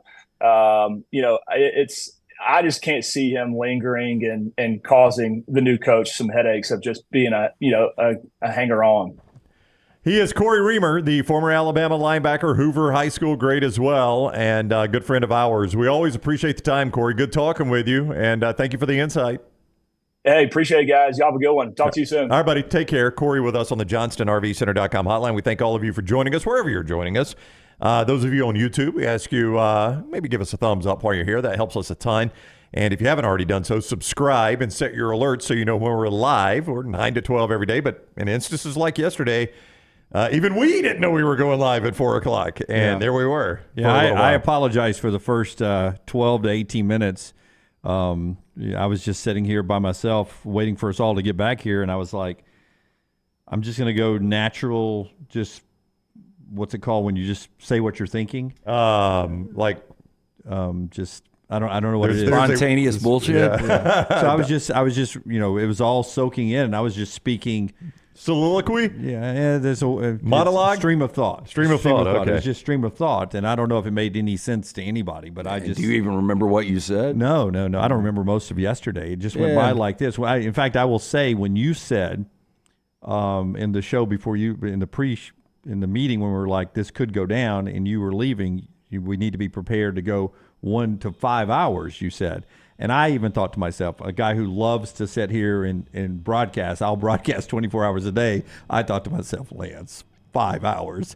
Well, we did about 4 hours and 45 minutes. Well, when it seemed like that. Yeah, when I walked out to go to Odie's, me and Rocky had to punch out for a minute. And a lot of people out there were like, I think we keep this going. And I said, well, look, I'll come back up here at 10 o'clock. And they were like, well, do you think they still want to do it? And I said, Dunaway will shit in a bucket if he's got to. I was like, that's me. Yeah, I mean, he'll keep going. So we did really think about, you guys maybe taking a dinner break and then we come back at 10 o'clock and keep the. But, where's the. I mean, you could do this we could do a marathon, like a telethon all weekend. So there's got to be a stopping point.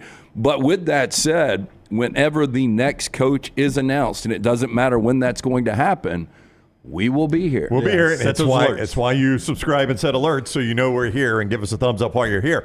Hey, A-Plus Tile Home Remodeling. That's who redid the master bathroom in my house. Some of you that are just sampling our show for the first time ever today, you're about to go into my master bathroom. Welcome in. That's what it looked like. Scott is showing you if you're watching us on the video platforms.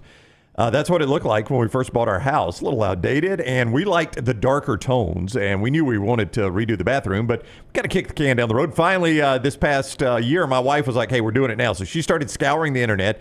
She found Brad Bell after talking to a ton of contractors, people that had used certain contractors, reading reviews. She talked to Brad, and I'm so glad she did. We hired Brad Bell to redo our bathroom, and it looks tremendous now. Scott's showing you now on the video platforms some after photos. Brad Bell, A-Plus Tile Home Remodeling. Here's what he specializes in, okay? It's really important because it's where you get your money back if you go to sell your house, and it also helps you enjoy your house more currently. Master bath, kitchen, and master bedroom closet, okay? Those are the three things. Now, he'll do anything, but he specializes in those three things, and it's where you'll get your money back. I'm going to give you his phone number right now. If you miss any of this, just reach out to me. I'll be glad to get you in touch with Brad. 205-422-1758. If you're in Alabama, he can help you out anywhere in Alabama. Brad Bell, A-Plus Tile Home Remodeling, master bath, kitchen, and master bedroom closet. 205-422-1758. Jeff Purinton was a guy there early with Nick Saban in Tuscaloosa. He's now the Arkansas State Athletic Director. We get good stories from Purinton next. Follow Scott Forrester on Twitter @ScottForresterTV. For more than 40 years, Red Wing Shoes has been helping the hardworking people of Alabama. This is why Red Wing Shoes has created the 3-step comfort solution. Step 1. A certified fit specialist will use a 3D scan to electronically measure your feet and arches. Step 2. The fit specialist helps you get the appropriate footwear for your occupation. Step 3. Customize your boot or shoe with a Red Wing orthotic. Whether you have a high arch or flat feet, Red Wing has comfort solutions for you. So experience comfort at its best. Visit one of the Red Wing shoe stores located in Pelham or Trussville. Make sure to start your day at nextroundlive.com. Get caught up on the latest podcasts and videos from the live daily show, plus specialty shows such as the Mystery Fifth Hour. You can also learn more about the whole staff at Double Down Media, find all of our social media feeds, see the latest videos from our YouTube channel and gaming channel, plus find other ways to consume the show like the Next Round mobile app, which you can download direct from the site via your iOS and Android device. Make nextroundlive.com your homepage and stay up to date with everything from us here at the Next Round.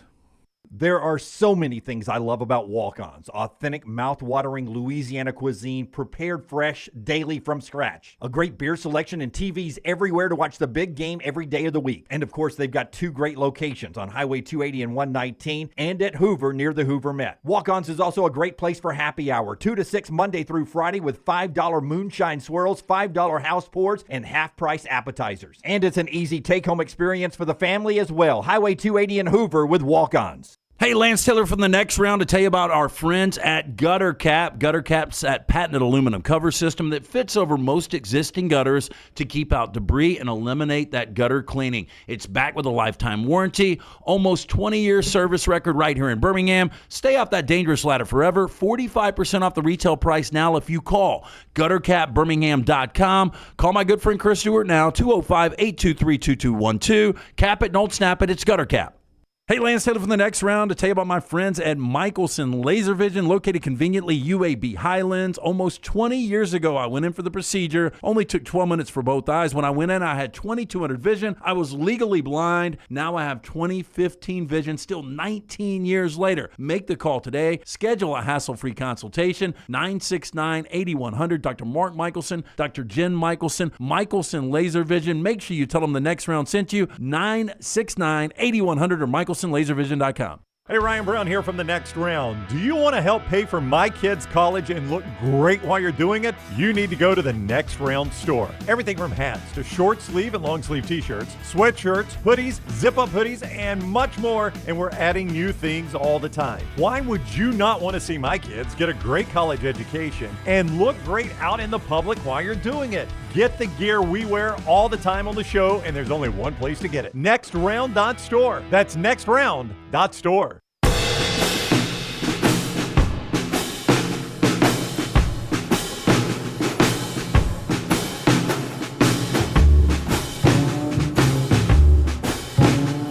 Back with you on the Next Round as we continue on.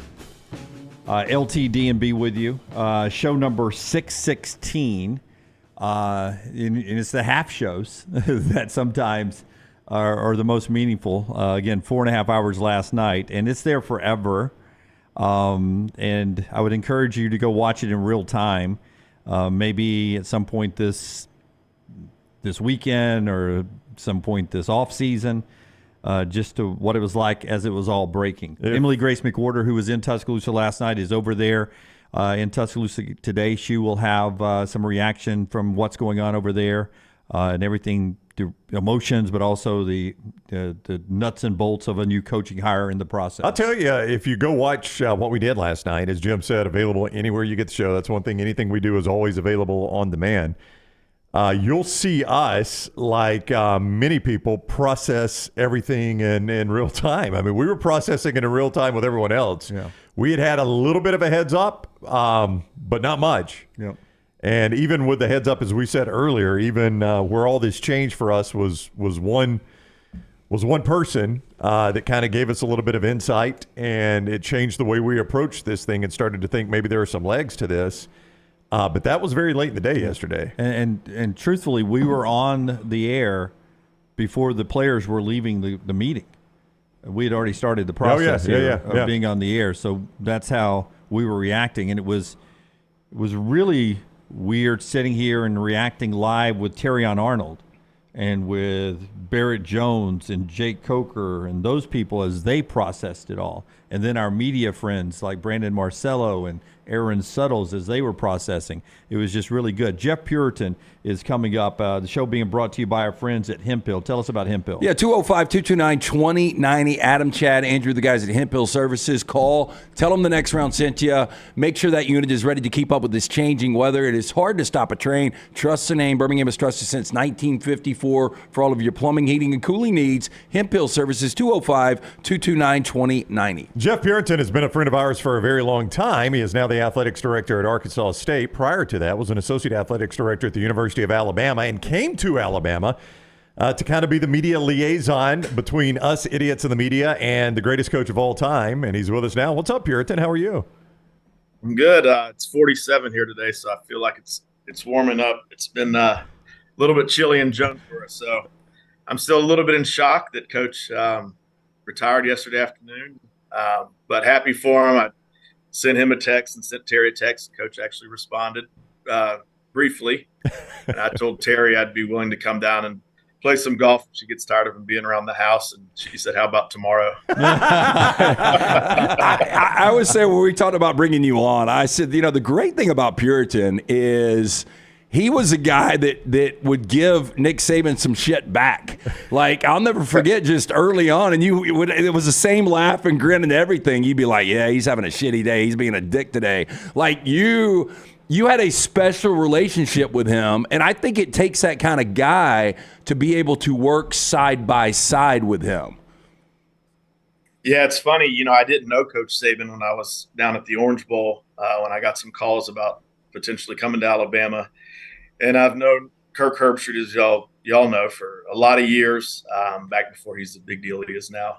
And one of the things I said, Kirk, well, what do you think? And he goes, you'll be fine. You'll be able to work with him. Your personality. He's tough, but he's the best there is. And I said, would you do it? And he said 100%. So yeah, that's just kind of my personality. I know you guys are kind of the same way. Life's too short. And I always made it a point just to go above and beyond, even if it was, Coach walking down the hall, I'd say, hey, good morning, Coach. How you doing? How was your weekend? And, make a little bit awkward conversation. Yeah. I'm not that way. I was a timid little calf around him, and I appreciate you pushing me in the beginning, but you evolved. I did. Thanks to you. And Wolf's up to you, by the way. You're doing a hell of a job there. Yeah, and I see the red wolf above you, man. Look at those menacing eyes. Always overlooking Purinton. We got a wolf back there. Yeah, but you're doing a hell of a job there, and it's not going unnoticed. Early on, in that process of him having to build the program at Alabama, we've talked to so many of the players that were part of that first major full recruiting class, like Barrett Jones last night. How much was the grind? We've always heard stories. And I don't know if you were at the facility until he left every day, but what was the hours like early on in the process? Julie would be good to talk to y'all about this. I don't know how she tolerated it for the first year in particular. But, yeah, it was how it operated. I stayed. Whenever he was there, I stayed in the building because my office, those first years were over in football, as you know, and that was the case for everybody. You didn't leave until Coach left, and there was always a system of how you found out whoever was usually the recruiting guy, player personnel, would know when Coach left. So there would be some messaging going back and forth that it was safe to leave. But, yeah, we worked a lot of hours in that first year in 2007. Everybody thinks it's like it is now where you win 12, 13 games and go play for a championship. But 2007 was tough. We didn't have a great team. You're trying to figure out how Coach Saban wanted to operate. We weren't great. We had to really lobby to get in the Independence Bowl. I don't know if people remember that. We were 6-6. But you could certainly see the process and the buy-in, and he was getting the right people on board, and people were figuring out how to do it his way. Jeff Purinton is with us. Jeff is the athletics director at Arkansas State University and was associate athletic director at Alabama prior to taking that job. And as I mentioned, when he first came to Alabama, we was talking about 2007, they brought him in as kind of it's a media relations, role, which, like I said, is kind of the liaison between idiots like us and the actual coaches in the school. You also served in that same role for Bobby Bowden. And I know you had a tremendous amount of respect, as we all do, for Coach Bowden. And on the surface, it would look like he and Nick Saban didn't have a lot of commonality. But you worked for both of them. They are both legendary coaches that did nothing but win a ton of football games and championships. What commonalities did you see between working for two legends like that? Yeah, before I'll show you a picture. So I have my family behind my desk, and then I don't know if you can see it, but a picture of Coach Bowden and me and Coach Saban at one of the Joe Namath celebrity tournaments there at North River. So those two certainly played the biggest part in helping me get to where I am today. But, yeah, I think certainly the personalities are a little bit different, but they certainly set the tone for not only the football program but the entire athletic department with their work ethic and how they got people to buy in, and players, staff, people would do anything, run through the wall for them, and really had to kind of, Coach Alabama had success, but it was a rebuild and in a way. And then Coach Bowden, y'all know, Florida State was independent, the Erector Set Stadium, and just setting the culture. I think those two did it as good as anybody. When people look at Nick Saban, I think a lot of fan bases are like, they don't see a human element. And when you first went to work there, we had Cory Reamer on earlier, and he's like, there wasn't a lot of fun moments early on. But when was the first time you saw a caring, giving, sympathetic side of Nick Saban? Yeah, I think early on, even when Nick's kids started going, and then how he cared about the players and what's best for them and the staff. But there's also, y'all have been around him on the golf course. He's got a good sense of humor.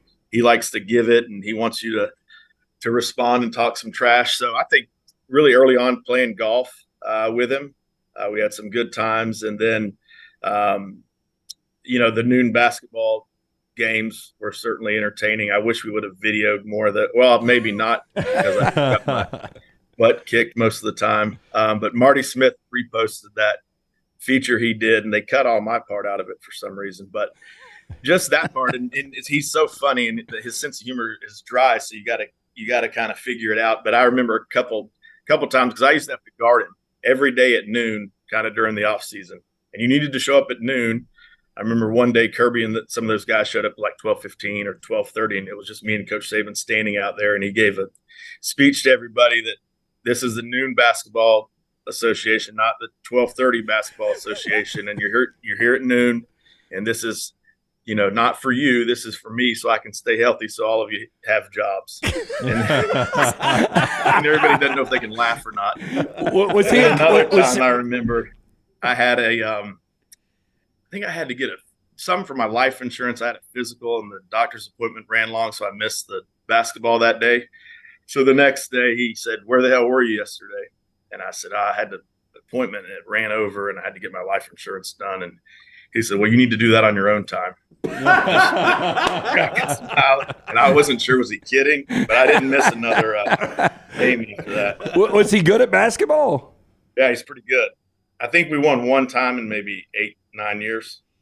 Yeah. Wow. Man. But he always had the best players. Yeah. So. Yeah. And I always I picture guarded him, and I can't jump and I can't run. I would compete, but it would be him. Kirby would always be on his team. Whatever, some NFL linebacker that was one of our GAs. Would people block his shots? Oh yeah, I would block it a couple times. Sometimes I would try. There's some video that actually Marty put in that clip. Rhett and Obasahan, him played on the Alabama basketball team. His coach was very critical. People wanted to do some media and do something on the noon basketball. He would never let anybody do it. But Retton was videoing. And Coach had a good little kind of fadeaway jumper, and he hit it right over me on the baseline. And that's the only known footage I think that's out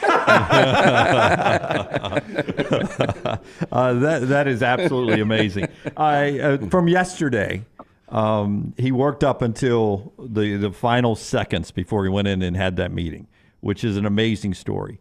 But I think part of this story, and I will say it here on the air, I think it should be Saban Field, and I think they should go the route of Nick and Terry Saban Field whenever they do that in Tuscaloosa. Her name should be part of this. and you know this, so I would love you to share with everybody. She was just not a coach's. She was so much more than a coach's wife to this situation. Just explain to our audience how important Terry Saban was to what was built in Tuscaloosa.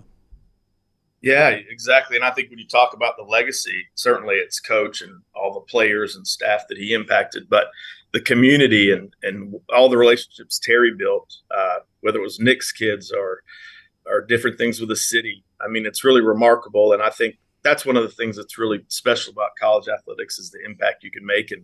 And they together changed Tuscaloosa to the better. And I think people do understand, but Terry, I communicated with Terry probably as much as coach at times when we had things going on. And, you know, Terry was an old English teacher, so I'd send her some things and she'd make a few edits for us. And, but she was involved in a lot of decisions. A lot of times coach would say, hey, have you talked to Terry about this?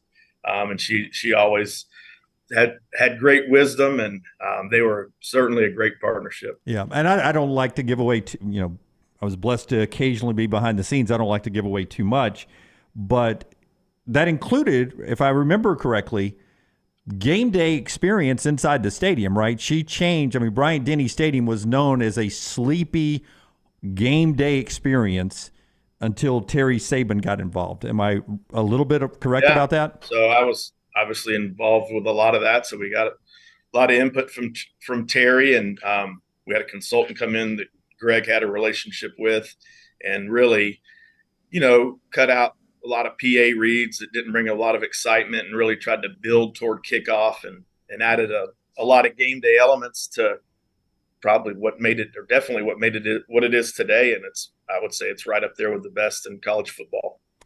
Jeff, before you go, Jeff Purinton with us, the athletics director at Arkansas State, worked for years in the Alabama athletics department and hand in hand with the Saban family. And I listen, nobody that lives in our part of the state, and especially in Tuscaloosa, wasn't somehow impacted by April 27th of 2011. And I know you personally were as well. You lived in Tuscaloosa then. But it always got described as kind of a turning point for Nick Saban, maybe. So you saw that. How did that impact him and maybe change some of the ways he approached things? Yeah, I think he always been a big picture person, but I think that certainly locked the Sabans in with Tuscaloosa at a deeper level. And I'll never forget it. He was in the office. I was in the office as well. And I remember calling my wife. I wasn't paying attention to the weather, and my dad was in town, and it was a little windy outside. And I said, hey, I'm coming home. I said, I might try to play 9 holes with Dad. And she's like, have you looked at the weather? We have a severe tornado threat, and you need to get home. And I think Coach was still in the office, but that next day, obviously made sure the team was safe. And obviously there were some tragedies involved with people related to the program. But first thing was talking to the team, and, this community has supported the football program. And now it's our time to support them. So went out that next morning, and he went and visited with people, brought water, went to some, once the shelters were established, went and had meals with people. And then, I think one of the coolest things is the championship houses with Habitat for Humanity. I mean, that's something. Championships are great, and winning big games is awesome. But, those homes, when Coach and Terry would be there and they give the keys to those families, man, that was really special. Yeah, fantastic. Jeff, it's always good to catch up with you. We appreciate you giving us a little insight. And as Jim said, I will echo what a great job you're doing there at Arkansas State. And we're pulling for you, even though my daughter's at South Alabama now. Occasionally we go head to head, but that's all right. That's all right. We need to catch up. I'm sorry I missed you down there. We got a big doubleheader tonight, and hopefully Coach Hodson can keep it going. We've hit a bunch of 3-pointers, as you can imagine, and scored 107 and 90 the last 2 games. So got a lot of good momentum. Yep, absolutely. 2-1 in conference. Hey, right. Good catching up with you, man. We really appreciate the time.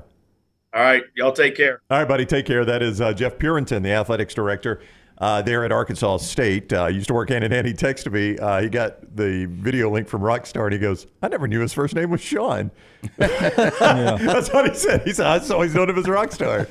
Yeah, awesome. I'll never forget. So the first time, we all did the spring game together, but the first time I was asked to do it, I remember Purinton pulled me to the side, and he's like, he's like, Saban, these media members. He was like, these guys are dorks. And he was like, I just, he hasn't come out and said it, but we've got to get some new blood around here. I guess we're the new blood. And I'll remember, and I'll tell you guys, the one guy that really irritated him off air. Now, I never was really brought into that circle. They brought me on, one time, but it was, I don't know what he was looking for, but I will tell you the guy that really drove him nuts. Yeah, and I will tell you I started hosting the Saban show his second year. They moved on from the first guy. And who was the first guy? Do you remember? Well, a guy named.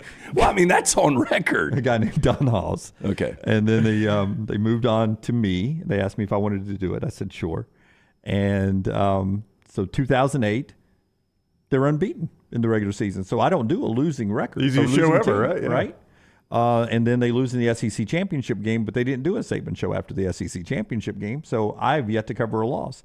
Well, 2009, what do? They go undefeated and win the national championship. That's right. Easiest job you've ever had. So it's 2010, and I'm sweating bullets in Fayetteville because, late Mark Ingram touchdown, they win that game. Well, we go to Columbia, and you just saw Puritan's sense of humor. We go to Columbia, and they're getting their ass kicked. And we're going down the field, and I'm following Puritan, and I've got to change out of my TV clothes and put on the Alabama gear. And I'm like, Jeff, I am nervous, man. I'm scared. I don't even know what to do after a loss. How is he going to be? And he goes, just glad I'm not you. Such a good line. And instantly, my heads went, glad I'm not you. And so I went into... Such a Puritan comment. Yep. So I went into strict Jimmy kiss-ass mode at that point. The people that were running the show were setting up the camera on the field. We always did it post-game on the field. And South Carolina had stormed the field and tore down the goalposts. And when I changed clothes and went and found the camera, they're outside on the field. And I'm like, guys, what are we doing? We can't do the show out here. And they're like, well, this is where we do the show. And I said, there are still thousands of fans. He's not going to want to come out here. And so we went inside and found the room where they did the news conference, and we were going to do it there. It was a crappy setup, but it was better than being out with the fans. And so to win him over, when Nick walked up in typical Dunaway fashion, I said, these guys wanted you to do it out on the field. And I said, there's no way you can do it on the field. He was like, thank you. Jim just rolling people out of the bus. I've said this to Brown. Yeah, you said this a lot of times. I think I called you when we were leaving Columbia. Yeah. I called Brown and I said, hey, he's actually a lot nicer and more uplifting after losses than he is after wins. Like after wins, I mean, he would come in and he would start chewing ass. Hey, guys, we don't have this set up yet. Is this my mic? Are we ready to go? Let's go. This is the play you want me to break down? Yeah. And it was 55-14. They just blitzed somebody by a lot. Top 10 team, 55-14. Yeah. Hey, let's hurry this up. I got to go back in the recruiting room. After this loss, he's like, hey, he said, Jim, nice seeing you. Call me by name. And then he's like, no, I got all the time in the world. And he's uplifting about the team. Just the man knew how to manage people. And we're waiting on the next Alabama coach, who it'll be. But Nick Saban in the office today working for the Alabama program he built there. The show being brought to you in part by our friends at Legacy. And that's in the name, right? Legacy. And everyone wants to leave one. And Nick Saban and Terry Saban surely have done that in Tuscaloosa. When it comes to your finances, just look for that, a legacy. You want to leave a legacy in the financial world, and a great place to start is just going to one of the 9 local branches of Legacy Credit Union, or go online to legacycreditunion.com. The credit card and the transfer balance, moving that over to a low-interest credit card, that's what I want to talk to you about today. It's post-holiday. Some of you may have upped that credit card balance a little bit, and it may be high interest, double digits into the 20s that you're paying interest on. Stop that. Come to Legacy. No balance transfer fees, no annual fee, a 2.99% annual percentage rate for balance transfer for the first 6 months. Credit card rates as low as 8.90% APR. That's the annual percentage rate. Get terms and conditions and apply for details right there at legacycreditunion.com, federally insured by the NCUA. I'm not crying, Tyler. I am emotional, though. And, I mean, just going back through some of the Puritan stories there, it's not a sadness thing. It's just You don't like endings. Well, I don't like endings, but it is a passage of time from 2007 to 2023, and I have spent a lot of my life covering that football program. It's different. Yeah, well, you were out of the studio, and I think I was telling you in break, like these kind of shows, like there's a different energy. It's almost like, on those snow days where we all get snowed in. Like it's not like the best circumstance, but there's like I don't know, it takes you back. I don't know what it is, but there is a different feel. And although some of these shows have a lot of energy and there's a lot of interaction, a ton of people watching, it really is sad. It felt like he died last night in some parts of the video that EG sent back. The stuff outside at the statue, it felt like Nick Saban had passed. Yeah, but I think for all, and I don't know what percentage of our listeners, back on terrestrial radio or Alabama fans, it was a big percentage in this state. But you just think about, and this, people that don't get football don't understand this, but it really is like a religion to us, how much Nick Saban changed a lot of people's lives. And again, I bring this up with the small businesses and the commerce, the city of Tuscaloosa, what he did for us personally. I'm indebted to the guy. He doesn't know me. Yep. And as I've said many times, I've told him thank you in person multiple times now. Our friends at Hemp Hill bringing you part of the show as well. LT, tell us about Hemp Hill as we hit a break here. Yeah, 205-229-2090, best in the business. Trusted name, Birmingham's trusted since 1954 for all of your plumbing, heating, and cooling needs. It's our friends at Hemp Hill Services. Call Adam, Chad, Andrew, the guys there for more information. HempHillServices.com. It's hard to stop a train. Unlocked with Fox Sports' Brock Heward and Lance Taylor weekly at Disrupt the Media on YouTube and wherever you get your podcasts. Twin Peaks is the best in the game. Here, you're in the red zone for every college rivalry and divisional matchup all season long. On game day, you never have to decide which teams to watch, only what combination of bites, burgers, wings, and more to order. Plus, where else are your favorite draft beers always poured at a frozen 29 degrees? Only at Twin Peaks, the #1 sports bar. Stick around after the sun sets. Twin Peaks is open really late. Wind down with bourbon and late night bites. Only at Twin Peaks. When it comes to great clothing, I love comfortable clothing that I can also wear to the golf course or anywhere I go. I get that from Roback. Ryan Brown here for the next round. Whether it is the softest hoodies you'll ever find, they're great quarter zips, the polos, the pants, the crew necks, you can get them all at Roback.com, and we're helping you save. Your first order at Roback.com can get a 20% discount when you use code TNR20. That is Roback.com, code TNR20 for 20% off your initial order at Roback.com. Things fall apart. There's even a book about it, but that doesn't mean you have to break the bank to fix them. Ryan Brown here for the next round. Our friends at Mortgage Right have a new renovation option that will make repairs and other home improvements easy. If you've recently purchased a home and find yourself short on cash, or you're looking to buy a fixer-upper, Mortgage Right's renovation loan program can help you spruce up your space. Repairs can be made to your roof, plumbing, flooring, and more with the help of top-notch mortgage professionals. So get your fix by visiting mortgageright.com/TNR. And MLS 2239, Equal Housing Lender. Fire damage to your home or business is something you never want to consider. Ryan Brown here from the next round. But in the horrible event it happens, Dry Tech is here to help. They respond quickly and will reply to you within 20 minutes when you call 205-637-0143. They're working for you, the customer, not the insurance company. They've got 5 crews ready to go 24/7. Don't call the insurance company first. Call Dry Tech. Just remember this website, mydrytech.com. That is mydrytech.com. The wait is over. Tonali has arrived. Beautifully distinctive Italian styling and performance. Come test drive the all-new 2024 Alfa Romeo Tonali plug-in hybrid at Alfa Romeo of Birmingham. The all-new Tonali offers best-in-class horsepower and torque, fastest 0 to 60 times in its class, plus best-in-class range with full electric charge. And best of all, qualified Tonali leasees are eligible for up to $7,500 EV tax credit factored into your lease. Hurry down to Alfa Romeo of Birmingham and experience the all-new Tonali. Stop by the New York Butcher Shop and pick up the finest in certified Angus prime beef steaks and burgers, premium pork chops, ribs, and all-natural chicken cut to order just for you. Their chef-prepared entrees and side dishes are the perfect dinner-to-go choice for your family and are ready to heat at home. With a great selection of fine wines and desserts, the New York Butcher Shop is your one-stop dinner shop. 2 locations to serve you, Cahaba Heights and on Highway 119 in Greystone. The New York Butcher Shop. Rare quality, well-done service.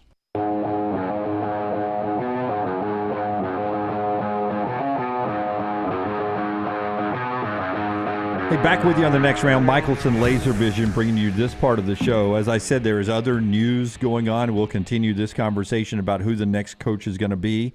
And we've got some updated betting lines that we'll get to. Lunsford is just sharing those with you in the chat over there. But from football news, last night we told you about 5-star wide receiver Bama commitment Ryan Williams decommitting last night. And again, most people thought that was happening anyway. Before the Nick Saban news, and most Auburn fans think he's down there. For Ohio State, Emeka Egbuka announces he is coming back to Ohio State, not going to the NFL. So that is good. Why would Ohio you not? State. If you're Egbuka's going to be their featured guy, right? And if you watched him play over the last couple of years, he's got that crazy potential that he could have that bust out year. There's a good chance he's a preseason All-American. He's that good. But he would have had a place in the draft if he wanted to go this year. I don't remember who the college football analyst was I saw because Twitter is moving very, very fast with all the news. But he said, I know all the focus in college football is on Alabama, understandably, but Ohio State is killing it right now in the portal and in what you just said with Egbuka coming back. Keeping Egbuka, got Quinshawn, got Will Howard, already good recruiting. A heck of an offseason for Ryan Day, and boy, he needed one badly. Yeah, but that you saw it, you hate to always make everything an Alabama-Auburn comparison. But when Nick got to Alabama and won the national championship in 2009, what happened in 2010? Auburn won the national championship. That's right. Yeah. Nothing makes anybody compete more. You knew that Michigan being this good was going to do what? It was going to light a fire in Columbus. Michelson Laser Vision. By the way, real quick, I saw we only have 47 likes. That's way more than that. Okay. Yeah. Well, you give me the number, and I'll tell you what it will. We're going to bust out some Bud Light right here on the. Okay. Why not drink on a Thursday? Is it Thursday? I think it is. Yeah, I kind of lost track myself. In hindsight, going to that 8 p.m. Tuesday night basketball game in Auburn with Taylor. That was a mistake, right? We had a blast, but those 3 hours sleep that has turned into these 2 days, probably should have rested up. Are you talking YouTube thumbs up? It's at 272. Where do you want it? We get it to 500 and getting after it.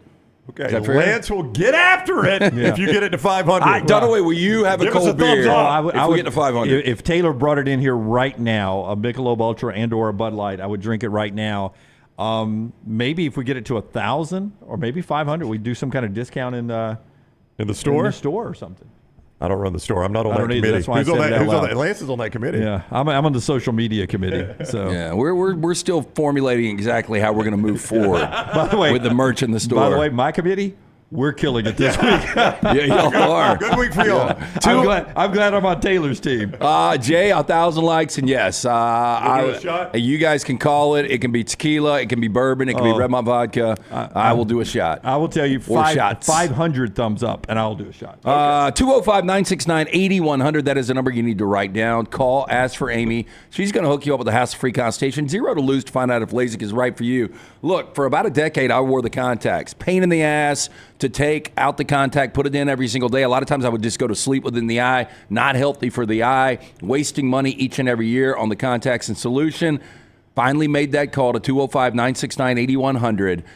Got the procedure done. Only took 12 minutes for both eyes. 2015 vision better than 2020. Little T, for come back. more information.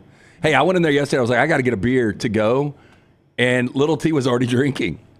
I was stressed. 205-969-8100, MichelsonLaserVision.com. Jump here and just tell everybody, how has it been the last, what's it been, about we'll say 16 hours of social media?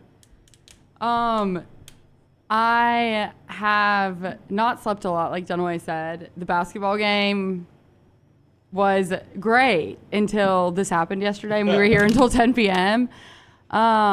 It was an exciting day. It was one I will never forget. It's probably, I feel like, the craziest thing that will happen or not the craziest thing, but the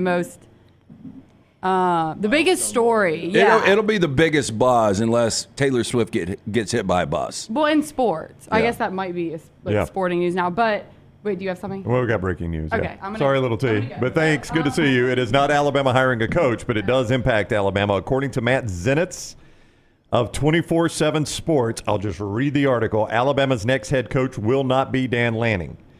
Lanning, who has been a popular name as potential heir apparent to Nick Saban, is staying at Oregon. Sources tell 24/7 Sports. Reports Wednesday night that Lanning was in Tuscaloosa were inaccurate. At the time the reports were coming out about him being in Tuscaloosa, Lanning was in Eugene watching a Jason Bourne movie with his family, per sources. That's a very detailed explanation there. Lanning, and then he goes on to say what Lanning has done at Oregon. So Lanning watching Jason Bourne. And I don't think it was a $20 million buyout. I'll say this, two things. Alabama fans, you could have done a lot worse, but I think this is a blessing in disguise. The other thing I would say is Dan Lanning, I think personally made the right decision to stay where he is. Oregon, they're blazing a new trail heading to the Big Ten. They might even, behind Ohio State, be the second team to be picked by the media to win that conference next year. They're going to be that good with that roster. And again, he can do things at Oregon that nobody's ever done before. So this is a difficult job to take on. But I'm starting to get a feeling Alabama is about to get one of the best coaches in college football. Oh, yeah. And that is a guy you love, Kalen DeBoer. John Lunsford joins us from our gambling desk on the back row. That's actually a pretty good idea. Yeah, from the mybookie.ag gambling desk on the back row. Lunsford, you're watching the betting lines right now. What is happening? Yeah, so Dan Lanning, as of this morning, when we all kind of assumed that was the route they go, was at minus 500. He's at minus 150. That will continue to drop, obviously. Mike Norvell is still second at plus 150. Kalen DeBoer has gone from plus 2,000 to plus 200. What does that mean, LT? That means somebody knows something in Las Vegas. That means the reports of Dan Lanning, either a jet from Tuscaloosa being in Eugene or Dan Lanning being in Tuscaloosa himself, there is a good possibility one of those two things is happening, Seattle to Tuscaloosa or Tuscaloosa to Seattle. I will tell you, we've seen enough of these coaching searches, not just at Alabama, but anywhere, to know kind of how this works. Normally when a guy is mentioned and then the story leaks out that guy is not interested, guy's agent has cashed in, so he's gotten the extension he wants, and the school that's doing the hiring has their guy. That's normally the way this goes, is that everybody that gets mentioned, the story comes out, I'm not interested. I'm staying where I was. So to your point, you've got three candidates, candidate 1, 2, and 3. When all of a sudden you see candidate 1 is staying where he is and candidate 3 is staying where he is. Candidate 2 has the job. Candidate 2 has already got the job. That's right. Yeah, that's the old. That's normally the way it goes. You know, and if this does go down again, Greg Byrne is one of these guys that you don't know exactly what he's going to do. He typically gets it right. But if it is Kalen DeBoer, back to a conversation we had with Josh Pate last week when I said, you know, I would think that 50% or less of casual college football fans know anything about Kalen DeBoer. Yep. And what did he say? Like, they might know 3 things? Well, he said there are 3 interesting facts about him. If you asked people for 3 interesting facts, they couldn't give them to you. Like, he was offensive coordinator in Indiana. He coached at Sioux Falls. He's the head coach of Washington. It's like the 3 least interesting facts possible. Yeah. But nobody knew him. Dan Lanning, According to reports, staying at Oregon. We will continue our coverage here. We're into the 11 o'clock hour, which means this hour is brought to you by Champy's, world-famous fried chicken, Highway 119 in Alabaster. Sterling and his crew says, hey, if you're stress eating over the coaching change in Tuscaloosa, why not make it the best Southern fried chicken you've ever tasted? Brined overnight, cooked to order. Big 2-breast guy I am. The hand-cut chicken fingers, the Mississippi Delta recipe, tamales, and so much more. And go enjoy, toast one. Hold one up for the Sabans and the great job they did in Tuscaloosa at their beautiful bar.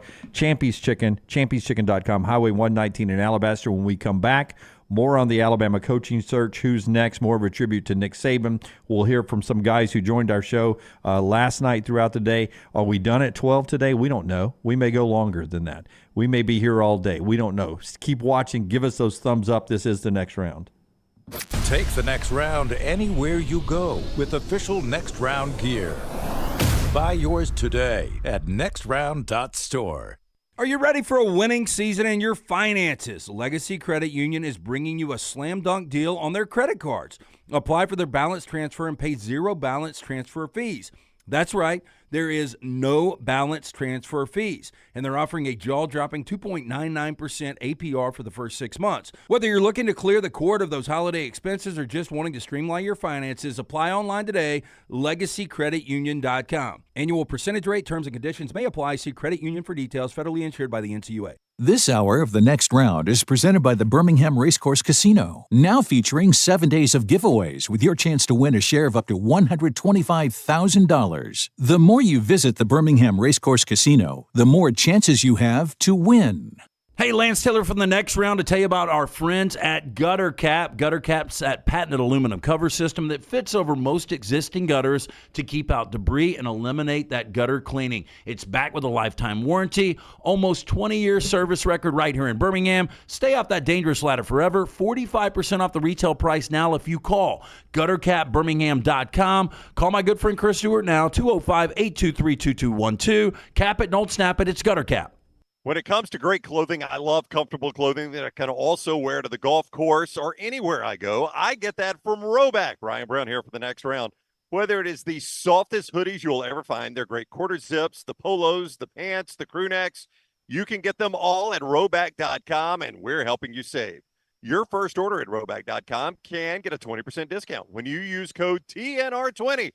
That is Roback.com, code TNR20 for 20% off your initial order at Roback.com. Let's face it, a home is one of the most powerful assets you can have, and our friends at Mortgage Right want to help you build wealth through home ownership. Mortgage Right is all about providing competitive rates, a variety of loan products, and a multitude of resources for a seamless home buying experience. They treat their borrowers like family and are always looking to bring more happy homeowners under their roof. See more by visiting mortgageright.com/TNR today and start living. That's mortgageright.com/TNR. NMLS 2239, equal housing lender. There are so many things I love about walk-ons. Authentic, mouth-watering Louisiana cuisine, prepared fresh, daily from scratch. A great beer selection and TVs everywhere to watch the big game every day of the week. And of course, they've got 2 great locations on Highway 280 and 119 and at Hoover near the Hoover Met. Walk-ons is also a great place for happy hour, 2 to 6 Monday through Friday with $5 moonshine swirls, $5 house pours, and half-price appetizers. And it's an easy take-home experience for the family as well. Highway 280 and Hoover with walk-ons. The Next Round store is live and loaded. Check out the latest logo t-shirts and hoodies. Get your favorite team colors, the Next Round flag shirt, or grab the popular Y'all Can Have the Rest t-shirts. Go to nextround.store. That's nextround.store.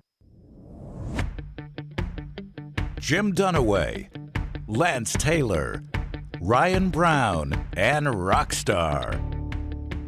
Live from the Birmingham Racecourse Casino Studios, The Next Round, presented by Bud Light, is on now. Just a little timeline reset here, brought to you by our friends at JohnsonRVCenter.com. From reporting on several fronts, including our own, Nick Saban yesterday worked up until the moment he walked down the hall into the team meeting. Let his coaches know, and then let the team know. Some of them were already in there organizing the team meeting and found out when the team did. But he worked up at meetings, the SEC call. He did it all yesterday. And according to our reporting, Greg Byrne, the athletic director, found out earlier in the afternoon, but kept it to himself and let Nick Saban say it in his own time. Chris Lowe was the first to report it. We were very shortly after that, within seconds, it seemed like. And then we were on the air for 4 hours and 45 minutes last night. In that meeting, according to Mike Rodak, he did not mention any specific health issues, but did mention that we're all getting older, meaning his family. And the fact that he worked up until putting down the pen, I just keep thinking he was writing something. I keep going, putting down the pen. I don't know if he literally did, but I picture him sitting at that desk where the McAfee show happens and he does that interview, and he sets it down and gets up, leaves everything where it is, and walks down to the team meeting. And then this morning, WBRC Fox 6 had some video of him arriving at the football complex like it was a normal workday for Nick Saban. Hours after announcing his retirement, he shows up at 7 a.m. Central Time, getting out after driving into work from his home. Getting out, Cedric meets him there, grabs the bag, and security and state troopers walk him into the building. And he's been working for Alabama football all day long. Before we got to the top of the hour, Dan Lanning, according to reports, staying at Oregon, so not a candidate at Alabama. I'll take you back, and Forrester pulled this up earlier, to November 13th of this year. This was right after the Jimbo Fisher, Forrester, I believe, right? Jimbo Fisher was out at Texas A&M, and Dan Lanning, with his great Southern recruiting background from his days at Alabama and Georgia really, it was a GA in Tuscaloosa, was rumored to be maybe a guy up at Texas A&M. And this is what he said about the Texas A&M opening. I think I've been really, really clear here since day one. Everything I want exists right here. I'm not going anywhere. There's zero chance that I would be coaching somewhere else. I've got unfinished business here. There's a lot that I want to accomplish here at Oregon. My number one priority is being elite here at Oregon. You know, a lot of coaches hang on to these moments and they don't do anything or don't say anything. One, because they don't want egg on their face when they decide to do something else, right? Two, because they're concerned about things that I'm not concerned about, like getting a better contract. Like, I'm taken care of extremely well here at Oregon. I have the resources I need here at Oregon to be really, really successful. I'm not motivated by that. I'm motivated by winning. I'm motivated by being elite here. So that was Dan Lanning back then with the Texas A&M job. Now he becomes a candidate for the Alabama job, and Brown just told you reports are he's staying, and he's got a video out today talking about Oregon. And before I tell you that, Bruce Feldman reporting last night, I'm told Dan Lanning's family really likes it in Oregon, and he's got a team in place for 2024 that could be the favorite to win the Big Ten in its debut season. With that in mind, we go to the video that Dan Lanning has put out called Team Meeting, start of the 2024 season. Forward. Who has goals and aspirations? Raise your hand up. All right, everybody got goals and aspirations. You know how you get those? You be the best where you're at. If that's how you reach goals and aspirations, that's how great things happen. It's not about worrying about the next thing. It's about worrying what's right in front of you, 6 inches right in front of your face. I want to remind you guys what that means. You guys that just got here don't know them, right? But it means something to be an Oregon Duck. Everybody makes what? They all make commitments to things that they're going to do. A lot of starters. The world doesn't have a lot of what? Finishers. We're finishers.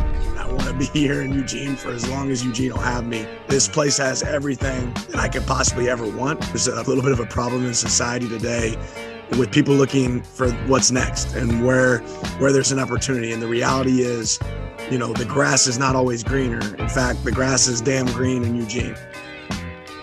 And I'm not leaving is how that ends for those watching. And then him smoking a cigar. Yeah, look, I think he's going to be unbearable. I said this about James Franklin about a decade ago. If he ever wins a national championship, unbearable. I think the same for Dan Lanning. I do like the confidence. It's a little over the top, but I think he made the right decision. I really do. I think staying in Oregon, he can make as much money as he wants at Oregon, and he can do things that have never been done. I think that is good for Dan Lanning, and ultimately I think it is good, depending on who Alabama hires, for Alabama fans. JohnstonRVCenter.com bringing you part of the show here today. I-65 exit 304 in Coleman, 334 in Decatur, always online at JohnstonRVCenter.com. Listen, you'll start hearing about RV shows all over the place, right? And Johnston RV Center says, well, why wait until March or April? They're doing theirs right now. On both their locations, an RV show going on. So go see all the new Forest River stuff. Go see all the new previously owned stuff that they got there. I-65 exit 304 in Coleman, 334 in Decatur. Always online at JohnstonRVCenter.com. You know from watching and listening to this show for a long time, we on this show love the United States military. It's what makes it the greatest country in the universe, the United States, the retired and active duty military, the U.S. veteran. They appreciate you likewise at Johnston RV. They give you a great discount. See them and find out what discount you get just for serving your country. It's a very small way of saying thank you.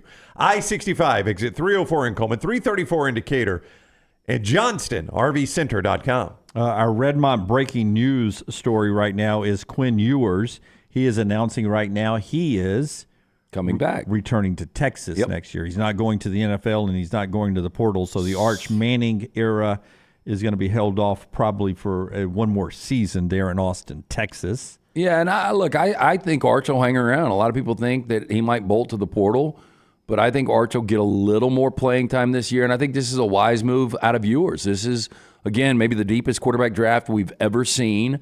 Ewers, when he's good, he's really good, but there are inconsistencies there, so I think he could work his way up and possibly be the number 1 overall quarterback taken in 2025. Again, Bruce Feldman now echoing what Brown told us before the top of the hour about Lanning staying.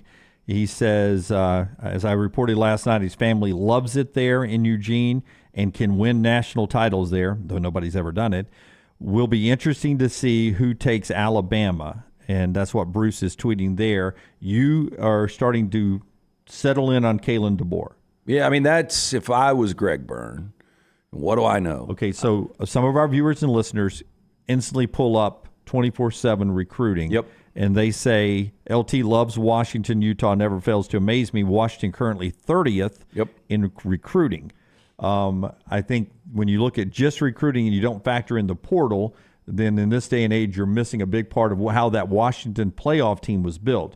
Because the quarterback, portal guy, and was all 3 of their big receivers portal guys? I don't think so. Okay. With all that said, he did a great job of coming in and changing the culture from where Jimmy Lake had it, getting a lot of those guys to stay on board, really believing in that that Dub brand. And a lot of those guys were 5th and 6th year seniors. So a couple of things there, his ability to keep them. The other thing that he knows the roster is going to be a little depleted next year. But I think he's a good enough coach that if he was to come to the Southeast, whether or not he does that, we'll see if he's even offered the job. He is going to surround himself with really, really good recruiters. Yeah. As far as the X's and O's and building a culture's already built, but to take it and put his own spin on it, you're going to be fine. The recruiting, we'll see what happens. But the thing I would say is if you're able to play for a national championship and your composite ranking is that far back, you're doing something right. That's right. You've taken what you've got and against the guys who are top 3 in recruiting, and you're in the playoffs. Mitchell says, if we just look at recruiting, Alabama is a much different landscape than Washington. Well, on 2 forms, you've got so much more talent, 1,000% times the talent around here. But the other thing, Alabama kind of recruits itself. You have to grind to recruit to Washington. And I'm not saying it's a bad brand at all, but, I mean, it's a long way away from everywhere. Right. I mean, if you're a kid in Georgia and, if somebody's knocking on my door, my kid can go play in Knoxville or Seattle. I want my kid to go to Knoxville where I can go see him play. Yeah, I will say, and I'm not saying Kalen DeBoer is this way, but, boy, I do not want a coach in the SEC that thinks he could take 3s and beat everybody else's 5s because he's that much better of a coach. No, but he has to do that at places like Washington. I know. I'm not saying he's that way. I'm just saying if there's a coach that's like, I'm a good enough coach, I don't have to recruit with Georgia and LSU and Texas. I can take 3s and 4s, and I'll beat their 5s because I'm that much better of a coach. That ain't the guy I want. I don't want to throw a U.S. senator under the bus, but there was a little bit of that in Tommy Tuberville near the end. But it was a different world then, too. And Tommy, to a certain extent, did it at times, but he could not do that today. Not in this SEC. Bobby said you just described Brian Harsin. No, I see Harsin coming up. This is going to be Harsin. Harsin, I told you guys when they hired him, Harsin did a B job at an A program. You did. DeBoer has done an A+ job at a B program. Redmont Vodka with that hot take and also that breaking news update there. Locally owned and operated, just a great product. Available in 22 states. Ask for it by name at your local bar or restaurant if they don't have it. Tell them to get it. It's gluten-free. It's 8 times distilled. Available at your local package store, including Beverage Place, Pink Package, also ABC stores. It is Redmont Vodka. Cut 3, Rockstar. Last night, Terrion Arnold joined us as the news was breaking. One of the first guests we had on was Terrion Arnold. And we appreciate our relationship with him so much that we could, in real time last night, work through the process of this guy who was very fond of the Sabans and very fond of Terry Saban, and he's on his way to the NFL. A lot of his brothers still in the room. This is how he was reacting to the Saban retirement announcement when it was happening last night.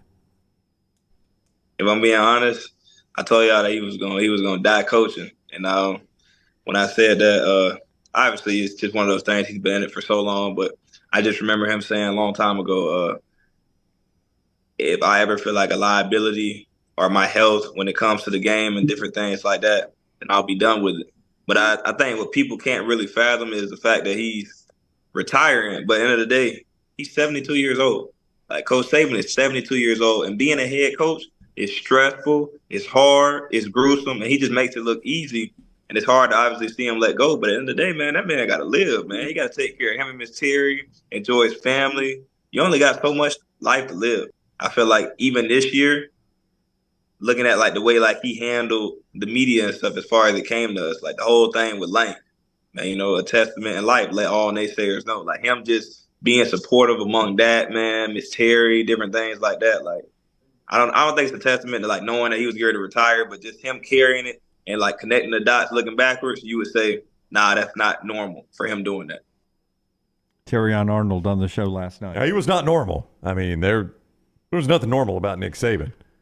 Just let me throw this out there. I don't know how much is legit on this or not, but somebody pretty close to the program just said, hearing that there will not be an announcement today. Okay. So we've heard both sides. Yeah, I mean, there either will or there I won't. thought there was zero that. chance we get an announcement yesterday, and we got a retirement. So we'll see. Well, I will remind people of this. Having an organized news conference where a coach walks up to the podium is an announcement. The news breaking on who the next head coach is could happen today, and the news conference be tomorrow. Well, word is it could be up to 72 hours from now. That was what was the reports. Do the math real quick. D'Amico coaching on Saturday. Those are the reports from inside the meeting, is that the players and coaches in the meeting were told within 72 hours a coach will be in place. That was the reports, I think from it was from 24/7. 24/7 reported that's what the players inside the meeting were told, is that within 72 hours there will be a coach in place. So that clock started ticking about 4 o'clock yesterday. So you're about to tick off 24 of those hours. So, you know, I know D'Amico's a name that's been mentioned, but not a lot of people think it's really believable. But if it was going to be D'Amico, you can't actually have that announcement until the Texans lose, and there's a good chance they win on Saturday. So then it pushes you back another full week. So that becomes kind of a problem, right? But yeah. I mean, they got a chance to win that game too. Well, they're a 2-point dog, right? Yeah, at home, and which is a virtual pick'em, as LT told us yesterday.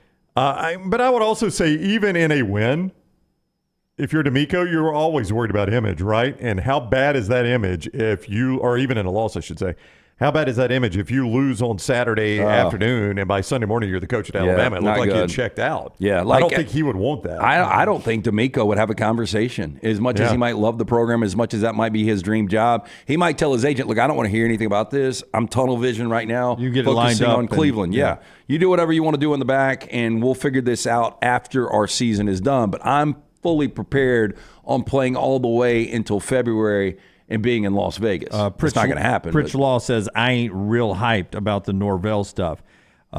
Jason, Norvell, that's going so fast. Norvell is at the bottom of my wish list. Unbeaten coach could have been in the playoffs, should have been in the playoffs, however you want to look at it. Took a dumpster fire and built it. But I will tell you, and I've said this since the beginning, that Norvell, if the Greg Byrne caller ID ever pops up on his phone, I think he will leap to grab it, answer the call, and say a win because of the situation at Florida State. Even your AD, your trustees, your fans have told you we're not in a good place in the Atlantic Coast Conference. Then it was proven on the field when you go 13-0 and you miss the college football playoffs. If you're not in the SEC or the Big Ten, you're on shaky ground. You're on quicksand, and you need to build your house on rock, and that's what the SEC and the Big Ten is. Yeah, I think Tuberville and Lubbock, he would pull one of those. He'd get up from dinner and never come back if Norvell was offered that job. You can do a lot worse. I did get a text earlier like, Alabama fans don't want Norvell because he bitched and whined. And look, it wasn't the best look. I mean, day one, I got it, and you vent and all that kind of stuff. But to hold it and complain and all that kind of stuff, people don't like that. But I still think Mike Norvell can coach. Yeah, and some fans would say, look at your rivals, what they say. Bobby, and a big Auburn fan, I hope it is Norvell. I don't want to see D'Amico in Tuscaloosa. So Bobby, by rival standards, would say D'Amico better coach than Norvell. Look, I think D'Amico's done a tremendous job, but boy, we're basing a whole lot on 1 year as a head coach, aren't we? Yeah, I mean, and he was a phenomenal defensive coordinator. Don't get me wrong, but absolutely. But you know, they're.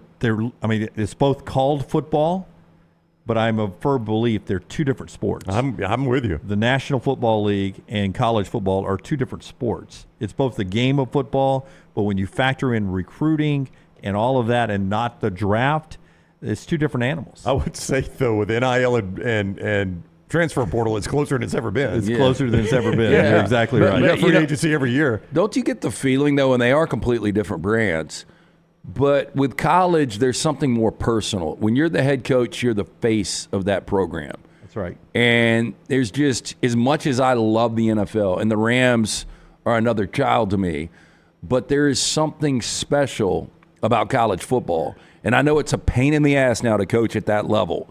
But, boy, there's a big difference. There's just something sterile about the NFL, and there's something different about college football. Are we doing trash in the next segment, or are we continuing the coverage? Yeah, we can. I mean, I've got Rocky's trash. We can use it tomorrow. Hey, Rocky, can you... in 72 hours? Yeah, or 72 hours. Do we need a break here? EG's got something over in Tuscaloosa she wants to show us. Let's jump in with EG after this. Okay. Unless it's something on fire. Is there anything on fire? No, it's nothing on fire. Okay, if it's nothing on fire, we'll catch up with EG after this commercial break. The show being brought to you by our friends at New York Butcher Shop. Your chance to jump in and grill a great steak. You know what? I don't think it's a secret. It's just a great place to go buy bottles of wine. I love their wine selection there. I was walking out of a place the other day, and I just had lunch, and I drove past the New York Butcher Shop, and I saw a guy walking out with a big box. I didn't know what he had in his box. I figured it was steaks and what's in the box, sides, and all kinds of stuff. And I was like, damn, you know what? I should have done that instead. You're not going to be disappointed. Go in, tell Jim and the staff, look, give me whatever the cut of meat is. If you want a ribeye, you want a filet, tell them to dust it up for you. They're great seasoning. All you have to do, take it home, put a little olive oil on it. If you like to do it like Brown, you want to grill it. You want to do it like me, put it in that cast iron skillet and then broil it. It's going to be fantastic either way.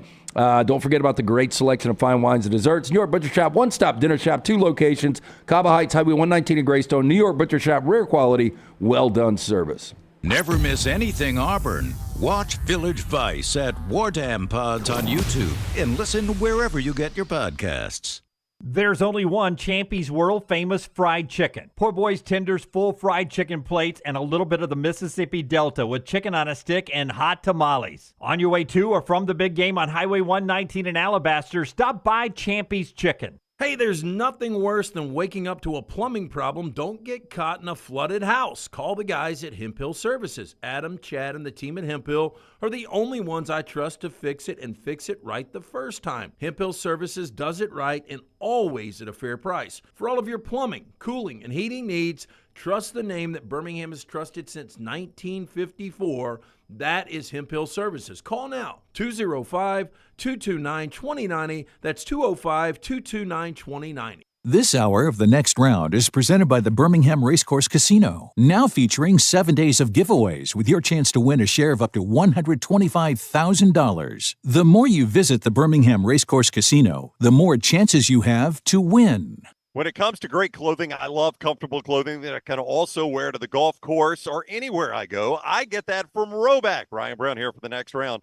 Whether it is the softest hoodies you'll ever find, they're great quarter zips, the polos, the pants, the crew necks, you can get them all at Roback.com, and we're helping you save. Your first order at Roback.com can get a 20% discount when you use code TNR20. That is Roback.com, code TNR20 for 20% off your initial order at Roback.com. The wait is over. Tonali has arrived. Beautifully distinctive Italian styling and performance. Come test drive the all-new 2024 Alfa Romeo Tonali plug-in hybrid at Alfa Romeo of Birmingham. The all-new Tonali offers best-in-class horsepower and torque, fastest 0 to 60 times in its class, plus best-in-class range with full electric charge. And best of all, qualified Tonali leasees are eligible for up to $7,500 EV tax credit factored into your lease. Hurry down to Alfa Romeo of Birmingham and experience the all-new Tonali. Stop by the New York Butcher Shop and pick up the finest in certified Angus prime beef steaks and burgers, premium pork chops, ribs, and all-natural chicken cut to order just for you. Their chef-prepared entrees and side dishes are the perfect dinner-to-go choice for your family and are ready to heat at home. With a great selection of fine wines and desserts, the New York Butcher Shop is your one-stop dinner shop. 2 locations to serve you, Cahaba Heights and on Highway 119 in Greystone. The New York Butcher Shop. Rare quality, well-done service. Follow Next Round Live on Twitter, Instagram, Facebook, and YouTube. The social media team at Next Round Live is dedicated to giving you daily news conferences and practice video from UAB, Alabama, Auburn, and around college football. Follow and compare to the sites you used to visit. You'll also get the latest highlights and news from the Next Round Daily Show. Turn on the notifications so you don't miss a thing. Next Round Live on Twitter, Instagram, Facebook, and YouTube. See more at nextroundlive.com.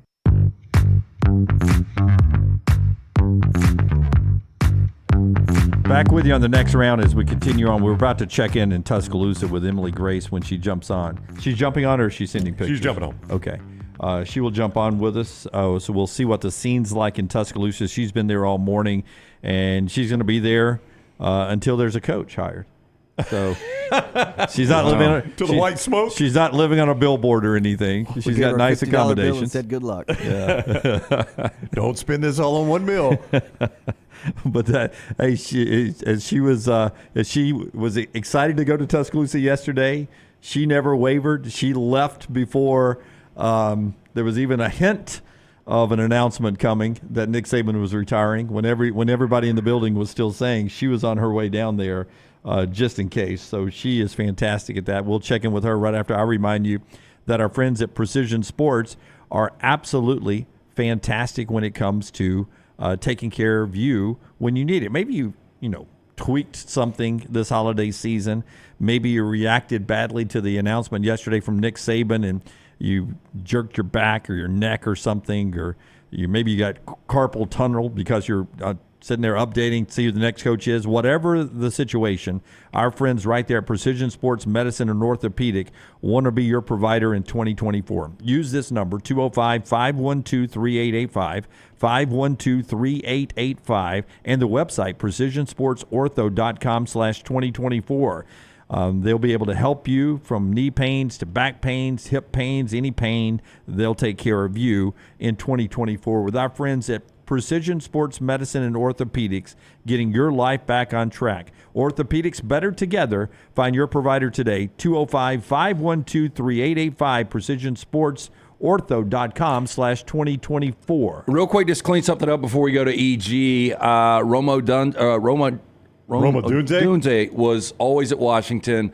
Jalen McMillan was always at Washington. Jalen Polk played the 2020 season at Texas Tech. Okay. That was the only guy that transferred. So only one of the three was a portal and a quarterback. Yeah. Emily Grace McWhorter covers the Southeastern Conference in Alabama and Auburn for us at MEG_sports on Twitter. You need to go follow her there. She is in Tuscaloosa, where it looks like a beautiful day there. That's what I was about to say. My first thought of looking at it is the sun came up in Tuscaloosa. That's right. It is not gloomy and rainy, EG. The sun is up. How are you?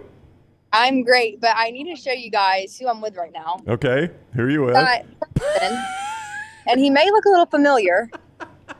Unbelievable. The Coke bottle and everything. Unbelievable.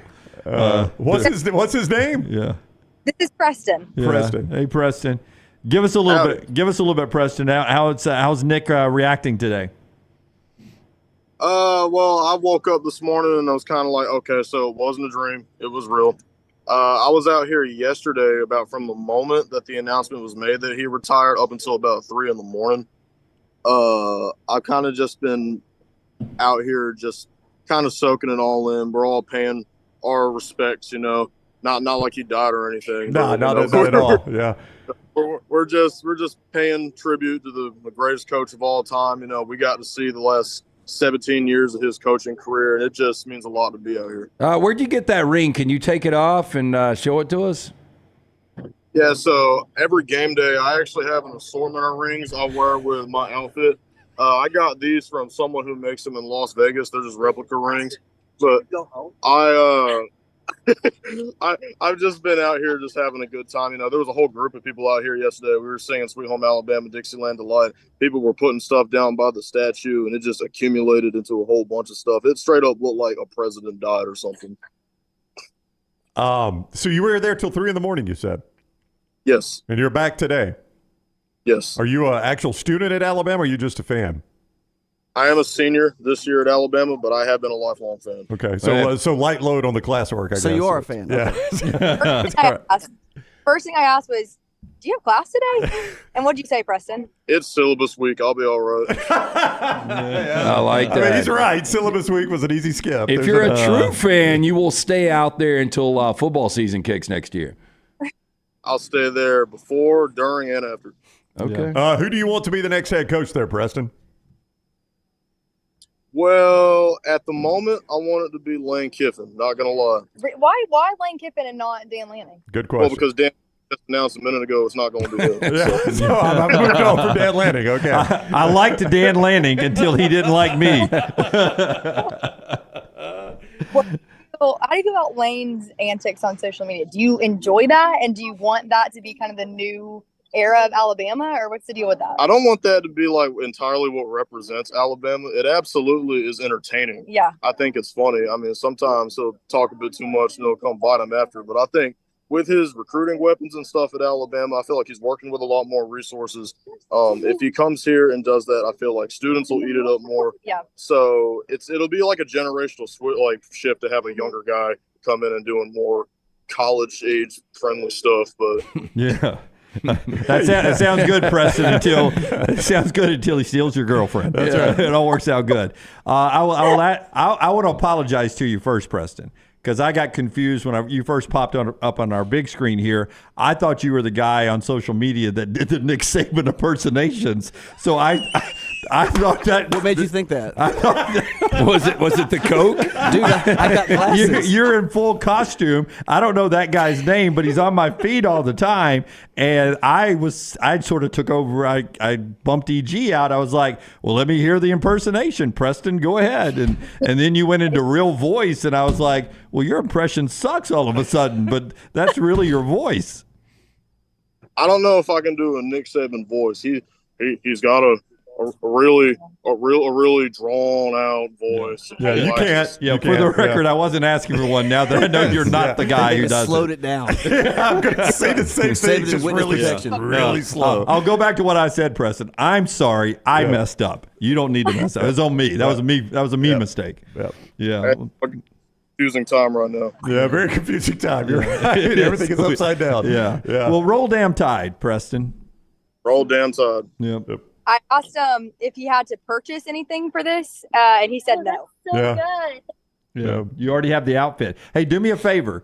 As soon as we get off of this right here, get EG to give you her version of Roll Tide. She's really good at it. Okay. Okay, I got that. Yep. Okay. All right. Thank you, Preston. EG, show us what else is going on there. Is there a big crowd there? So there's a lighter crowd. I think students are coming in between classes. How do I flip this around? Yeah. I feel like Lance. Okay. Well, shot at you. No, I got it. Yeah. So this is a collection of, we've got like some sorority fans, Long Live the King, Roll Tide. Hey, whoa. Is that Drew Carey? No, is Long Live the King. A bag of ice. Is Long Live the King on a takeout box? Is that what that is? Wait, where are you looking? Long Live the King. Did they write that on a takeout box? No, it's a cooler. Okay. Yeah, it's much better. Okay. Gotcha. Wow. Is that Yellowtail wine behind it? Yes. Yes. Only the best for the goat.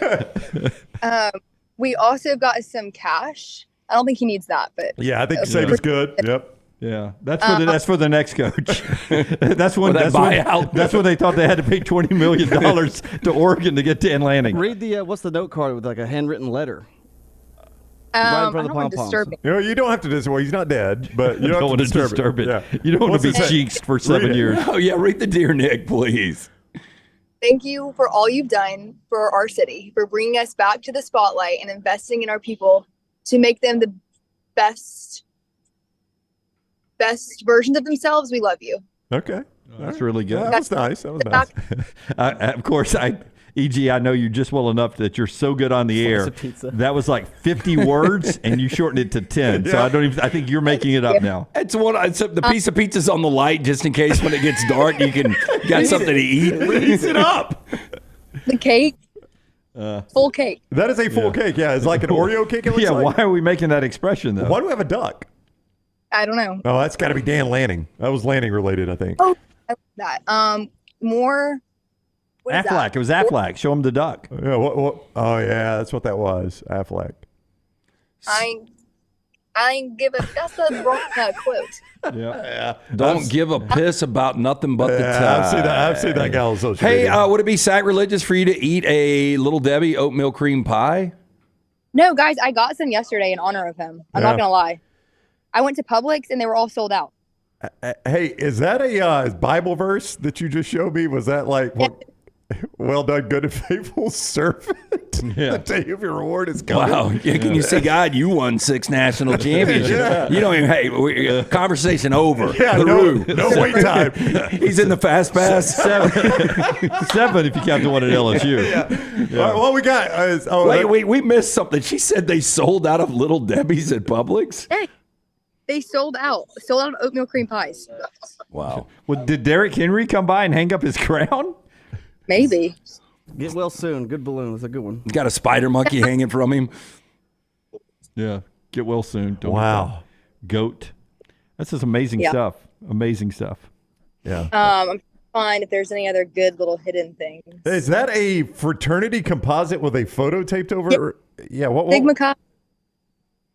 I can't tell what the photo. Honorary member now. Yeah, Nick Saban. Yeah, he's now in Sigma Chi. Yeah, hell of a pledge class Nick Saban had. And Rockstar's right. Is that? Oh, what we got here? This is on the barefoot bottle. The man, Terry, the myth, love you, the legend. No, this is the man, the myth, the legend. Saban, Terry, I love you. Yeah, and we got a Smirnoff Ice, it appears. Well, I forgot about the college budget. What? A lot of people just cleaned out their fridge. Damn hangovers. I am glad that was Smirnoff Ice. My eyes over here. World's I thought it was best a bong. Yeah. What's that say? World's best boss. That's the old Michael Scott mug. World's best boss. That's so funny. Just anything I can get. Yeah, I mean, you're right. The college budget. What's that? There's a candle right here. Yep. Still lit.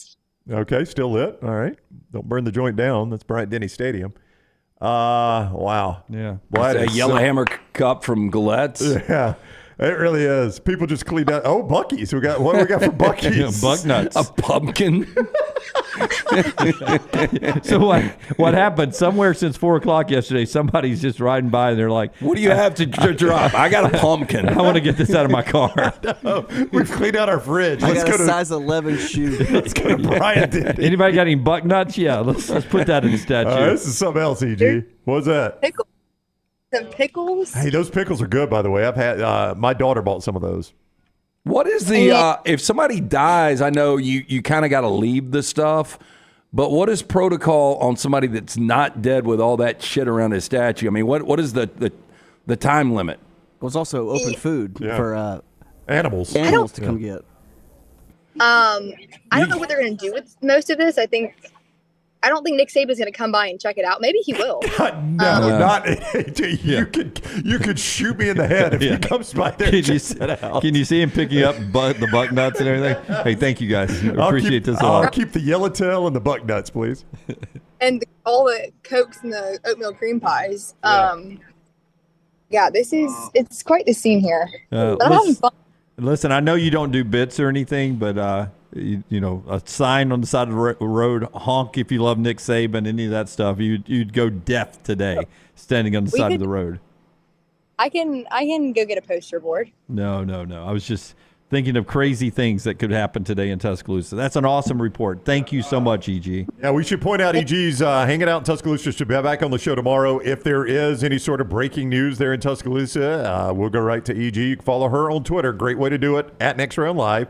And also follow EG at MEG_sports. All right, EG, thank you.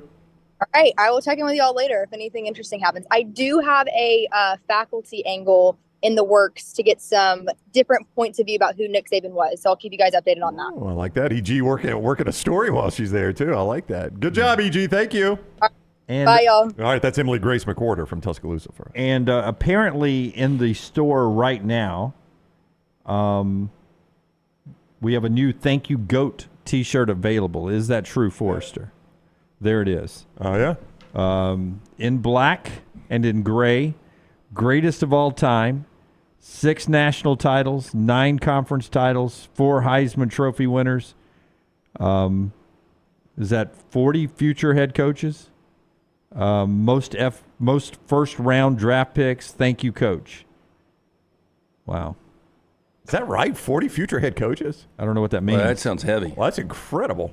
I mean, there will be more along the way, obviously, but he's already had 40 head coaches? I mean, are they counting, like, kids, grandkids, all that kind of stuff?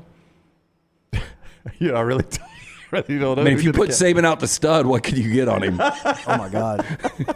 Man, piss is gold. It really does right there. Nextround.store if you want to jump in and remember this historic moment in Alabama football history there. All right. Appreciate EG jumping in. No trash today. That was sort of the walkthrough. The trash was the walkthrough of the stuff. Yeah. Well, You, that was brought to you by our friends at Mortgage Right. Yeah, do you think, before I get to Mortgage Right, McAfee's going to have Saban on today? Is this the normal day? Yeah, but it would have already happened at 11, I think. But that was postponed because of the Bill Belichick news conference. So this is now the live version of McAfee, I guess. Belichick upstaging Saban, huh? Wow. Yeah. Did the new year add to your financial uncertainty? Let the experts at Mortgage Right help get your financial house in order. Their team of experts can make sure you're prepared for anything 2024 may bring, including freeing up the cash for the things you need to get done. With a location right there in Birmingham on Highway 280, they offer a variety of loan products, fast and free pre-approvals, reliable hands assistance that will help you take advantage of all available home buying and refinance options. With Mortgage Right, no middleman. You can trust that your files will never leave their office. You can apply online, mortgageright.com/TNR. Call 205-815-9200, NMLS 2239, Equal Housing Lender. Our guy Brad Bell, A+ Style Home Remodeling, texted me and said, if somebody doesn't put a tin horn on that statue, what are they even doing? Yeah. You got to have a tin horn on Or there. even doing it right. Yeah. Yeah. Okay, so you guys are telling me that the Saban McAfee is usually at 12 noon anyway. So that could be still to come. He loves Pat. There is some belief that he will end up on game day. Lee Corso, I think if Corso were done, they would have done a victory lap for him this year. I don't know if he can, though. It seems like he's declining But fast. here's what I would say. Already been reported he plans on coming back next year. Here's what I would say. I could foresee Nick Saban telling them, I'll do everything on game day but pick games. I do not want to pick games. I got too many coaching friends that I can upset that way. I got too many guys that will go head-to-head with one another. Lane playing Kirby. I just don't want to upset those relationships. So I could see him doing the non-Corso windows. Corso starts the show. Corso makes his pick. Saban is on in between all of that. Yeah. I could see that, couldn't you? Yeah, it's a very long show, or maybe he's got a role from his Jupiter house where they build him a studio and he only joins the show at different times that way. I don't know. We'll find out maybe on McAfee coming up here at the top of the hour. Real quick, I did get from a pretty reliable source that D'Amico does not want to be at the college level. He is fully content right now with the Houston Texans. Yeah, that's usually what happens with. I don't think you can wait anyway. I don't think you can either. But that usually is what happens when you you sort of learn the coaching profession at the NFL level or the college level. You usually like that level and there's some crossover when you're an assistant, but if you're the head coach of the other, there's a reason why you like it. Yeah, and I think he would have done a fantastic job. I think he would have got acclimated to this level. But you watched him celebrate after the win last week over Indianapolis in the locker room with those guys. He knows he's got a franchise quarterback. That team loves him. You brought up the point, he is a Houston Texan through and through. So it's a great fit. But I think Alabama fans, I think that would have been a home run. Yeah, I mean, that you're right. That's his team. Our friends with the Birmingham Squadron want to remind you that they've got a game coming up January 13th versus the Raptors 90s. It's a 7 o'clock tip down at Legacy Arena. Looking forward to that. They will be celebrating MLK Day as well. The Squadron, this is really cool, the Squadron are going to wear specially made Birmingham Black Baron jerseys for the first time. Game-worn jerseys will be auctioned off at the game, benefiting the Negro League Museum here in town. Former Birmingham Black Barons will be in attendance at the game as well. You can get your tickets to Saturday and Monday's game with the Squadrons. 2 games, 1 price deal for this weekend. 2 games, 1 price deal. Just go to the Squadron website, or you can get your tickets at the door anytime for a Squadron home game right there, January 13th versus the Raptors, 7 o'clock. 2 games, 1 price this weekend, Saturday and Monday games with the Birmingham Squadron. When we come back, we will put a wrap on this edition of the show, and then we will take a break coming up at 12 noon, and then we'll hang out here in the studio and up here at Disrupt the Media in case we need to come back on. And that's why you got to set your alerts. Yep. And that's why you got to set your alerts. Yep. Subscribe, set the alerts, just so you'll know when we're live. That's Never right. know. And we could be back on at 12:15. That's right. We could be back on at 1. We Never could know. be back on at midnight. You don't know. You don't know. So set those alerts. We're back in a moment. Follow the Next Round on Twitter, Instagram, and Facebook at Next Round Live. There's only one Champy's world famous fried chicken. Poor boy's tenders, full fried chicken plates, and a little bit of the Mississippi Delta with chicken on a stick and hot tamales. On your way to or from the big game on Highway 119 in Alabaster, stop by Champy's Chicken. What are you waiting for? It's non-stop gaming action at Birmingham Racecourse Casino. Come play more than 900 of the latest and greatest games around, featuring fun bonuses and big jackpots. You can wager and win on horse and greyhound races from all over the world. There are more ways to win at Birmingham Racecourse Casino. Birmingham Racecourse Casino, located off I-459 exit 31 Derby Parkway. Must be 21 or older. When it comes to great clothing, I love comfortable clothing that I can also wear to the golf course or anywhere I go. I get that from Roback. Ryan Brown here for the Next Round. Whether it is the softest hoodies you'll ever find, they're great quarter zips, the polos, the pants, the crew necks, you can get them all at Roback.com, and we're helping you save. Your first order at Roback.com can get a 20% discount when you use code TNR20. That is Roback.com, code TNR20 for 20% off your initial order at Roback.com. Spring weather is here, and our friends at Hemp Hill Services are offering a $69 HVAC tune-up plus 10% off any service call when you mention the Next Round. Call Adam, Chad, and the guys at Hemp Hill Services. Make sure your HVAC unit is ready to keep up with the changing weather. Hemp Hill Services, locally owned and operated independent train dealer. The team can service all makes and models. For all of your plumbing, heating, and cooling needs, call Hemp Hill Services. It's hard to stop a train. 205-229-2090 or hemphillservices.com. That's 205-229-2090, hemphillservices.com. Fire damage to your home or business is something you never want to consider. Ryan Brown here from the Next Round. But in the horrible event it happens, Dry Tech is here to help. They respond quickly and will reply to you within 20 minutes when you call 205-637-0143. They're working for you, the customer, not the insurance company. They've got 5 crews ready to go 24/7. Don't call the insurance company first. Call Dry Tech. Just remember this website,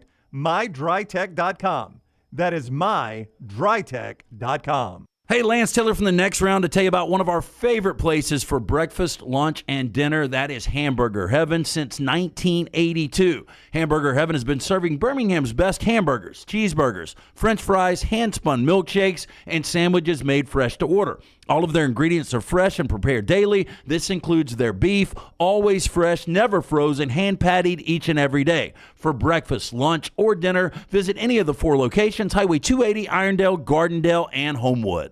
Start your day online at nextroundlive.com. Get all the latest videos, podcasts, and college football stories. And it's also a great way to stream the show or shop in the Next Round store. Stay connected by visiting nextroundlive.com.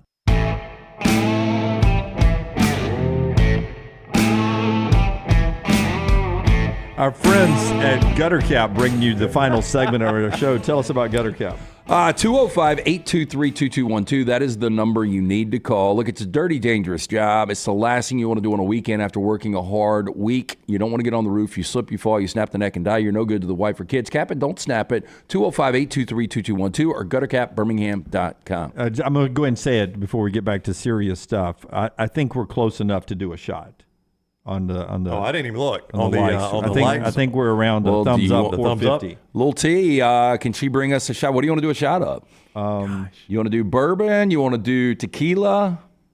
Yeah, we're at 446. We said 500. If y'all are going to let people off the hook that easy, go Or do ahead. we just want to keep going live until we get to 500? Well, I don't care. I got nowhere to go. I got nowhere to go. I mean, we're sitting here anyway. Yeah. I will guarantee you a coach is not going to be named in the next 20 minutes. Ooh. Okay, yeah, 20 minutes. Next 20 minutes. Can we get a rush on people liking, though? Yeah, if you'll thumbs up, we'll stay here till you get to 500, and then these idiots are going to do a shot. Yeah. What do you want to do a shot of? I would love to do a Jaeger bomb, Jay, but we don't have any Jaeger up here. Yeah, I think I'll take a bourbon shot. A bourbon? Okay. I'll go get us a good The bourbon. old Pedro Bourbon? I don't really trust Little T to pick. Do you think, and I'm not just basing this on old boy that EG interviewed there. What? He's sending me an Audible sign, and I would run the wrong route. I don't know what we're doing. Oh, bourbon. Oh, yeah, bourbon balls. We got bourbon balls. No, we actually, EG had one of the bourbon balls that Brett dropped off yesterday. I had one. They were fantastic. I hear Worth a they're great. reserve. Can I do a bourbon ball instead of a shot? Nope. Nope. You've committed to the shot now, Jimmy. Yeah, and I had let the shot go, and you brought it back. Yep. Do you think, and I'm not basing this on old boy that EG had us on with there, but do you think the younger generation is all in on Kiffin because they don't really see it the way we see it? Yeah. Yeah. I mean, they're cool with a guy that trolls on the internet. That's what they've grown up with, right? Yeah, I don't think anybody over the age of, well, I don't want to say anybody. I would say 90% of Alabama fans 40 plus probably don't want Kiffin. To your point, Brownie, it's normal. It's the act like you've been there crowd. Don't, we're above that, da-da-da-da-da. Yeah, I mean, I think we've hit 500, so I'll go ahead and shoot it. Yeah. This week did not turn the way I thought. I don't think. Yeah, not a good time for dry January. it's not even damp anymore. LT. I don't think it would be a universally popular hire among the plus 35 crowd, but Dunaway under the 35 crowd, nothing's universally popular. Yeah. It's going to be a very popular hire if they did go Lane Kiffin. Now, I don't think that's going to happen. I'm just saying. No, you're right, because of, like Preston from Spartanburg said, he's like us. Matt says, I was listening on the app. I came over here just to hit the thumbs up button so you guys would do a shot. There you go. Yeah. So people are asking about the thumbs up. I think if you watch on TV, like if you use YouTube on TV, I don't think you can do the thumbs up, or it's harder. But if you're like me, you're watching on a device, there's just a little thumbs up there. And when you hit it, I know we're making a deal out of it right now. We ask you to do it every day. It does help us. If you're interested at all in helping us, we greatly appreciate that. If you hit that thumbs up every day, it is very beneficial to us, the more people that do it. So we always appreciate you doing that. And as we've continued to say, especially with what's going on right now, make sure you subscribe to our YouTube channel and set your alerts so you know when we're live. We could go live at any time. We're going to end this show coming up in 5 minutes down the way, but you do not know what's going to happen through the day. Yesterday, we were on 4.5 hours at 4 o'clock, and that could happen again. Again, on our show today, you've heard from Jeff Purinton. If you're not familiar with that name, he is the Arkansas State Athletic Director now. He'll one day be an athletic director, maybe at Arkansas State forever, but I would picture him being in the SEC someday. That's a big shot glass. I can't do that full shot. Such a boon. I am. Let me show you a big shot glass. So Purinton told some really interesting stories. If you want to go back and get that, wherever you get your podcast with us, both audio and video wise. We had Cory Reamer on, who was part of the football roster Nick Saban inherited, and then transitioned into a national championship. And then last night, Barrett Jones. Take your pick. Which is better? Which is the least amount? I bet you it's all the same amount. No. That other one's bigger, yeah. This one's out. That one is Dan Lanning. This is Idaho. That is Dan Lanning. Tear it down. Yeah. I think I will take Colorado or Florida. I'm going to take this one. Yeah, that's the one I brought you. Yeah. So I know. Typical Dunaway. I know. If you can give me the kid size, though, that'd be great. Barrett Jones, Terrion Arnold, Jake Coker, Slade Bolden last night, Josh Pate, Brandon Marcello, Aaron Suttles, and Peter Burns. It's all there. We got to toast it. Toast to 500. I'm toasting mine to Kalen DeBoer. Because you think he's the guy? Well, I don't know if he's going to be the guy or not. I think it would be an incredible hire. And I think for our venture here, our business, I think winning equates to people spending money. Yep. So Kalen DeBoer. Who you toasted to? And I think he's a hell of a coach. Yep. So Kalen DeBoer is the future. Yep. I'm going to toast to Nick and Terry Saban, the past. When you think about the chapters of your life that you'll remember until you take your last breath, they have given me so many of those moments. So I say cheers to them. I'm going to toast in honor of last night and today to our entire staff up here who does incredible work. Not that we ever look good, but they make us look as good as they can. Everybody behind the camera, they do an amazing job. The family did a great job. Unbelievable. And we just sat here and rode the wave. It's good stuff, man. It really is. Was that Woodford? Yeah. But I did it. You know who doesn't do shots well? Jim Dunaway. Well, he said in break, he was like, you know what? If we get to 500, he was like, I've had a beer. I can't do bourbon. Sounds like a high school cheerleader. There are so many lines. I've got no hair to hold. There's so many lines on this show. People tell me all the time, like, that was a funny line and nobody gave you anything. I'm like, you just got to live with that on this show. Everybody's throwing lines out and occasionally they don't get what they deserve. But I have still thought about Rockstar when we had old boy on for the statue and he goes, oh, so you are a fan, okay? Oh, yes, I am a fan. How about I thought he was the guy? Who's the guy that does? I don't even know who you're talking about. He does that Nick Saban impersonation. Yeah. And then he's the other guy on the other end. Like he's Lane Kiffin. Then he's Nick Saban. He's Lane Kiffin. I don't know who it is. You guys know who it is. And I was sitting there going, you thought that's who we were talking about? I thought that's who he was because he was dressed up like him. I was like, hell, we're about to get an impersonation. Go ahead and do it, Preston. And I always just normal. think about somebody like that, how bad they take a loss. Oh, boy. You think Preston can't sleep at night after a loss? Good buddy of ours, Mike, the late Mark Pybron, just a great guy. But, we would go to some road Bama games, and if Bama lost, he'd go straight to his hotel and go to bed. Like, damn, boy. The guys don't go out in town on away games if they lose. That was an 11 o'clock kick, Mark. You're already in bed. Royal Payne taking it all the way back to our AM 690 days, Brownie. He says, how about Power Ballad Thursday? Play a little Cinderella. You don't know what you got till it's gone. I love that song. Lance quoted it last night during our 4-hour show. Jay Price is right. Rams losses do bother me. Yeah, that's true. This weekend would be worse than any this year. You don't go straight to bed, then. Hey, thank you, guys. Quick 3 hours. It was quick 5 hours last night. And so we appreciate you so much. We don't know when we'll be back with you. Well, we know we'll be back tomorrow at 9 a.m. Central. Yeah. Maybe sometime before then. But until next time, for everybody up here, and I agree with Brand, you guys are fantastic. Until next time, God bless you and God bless America.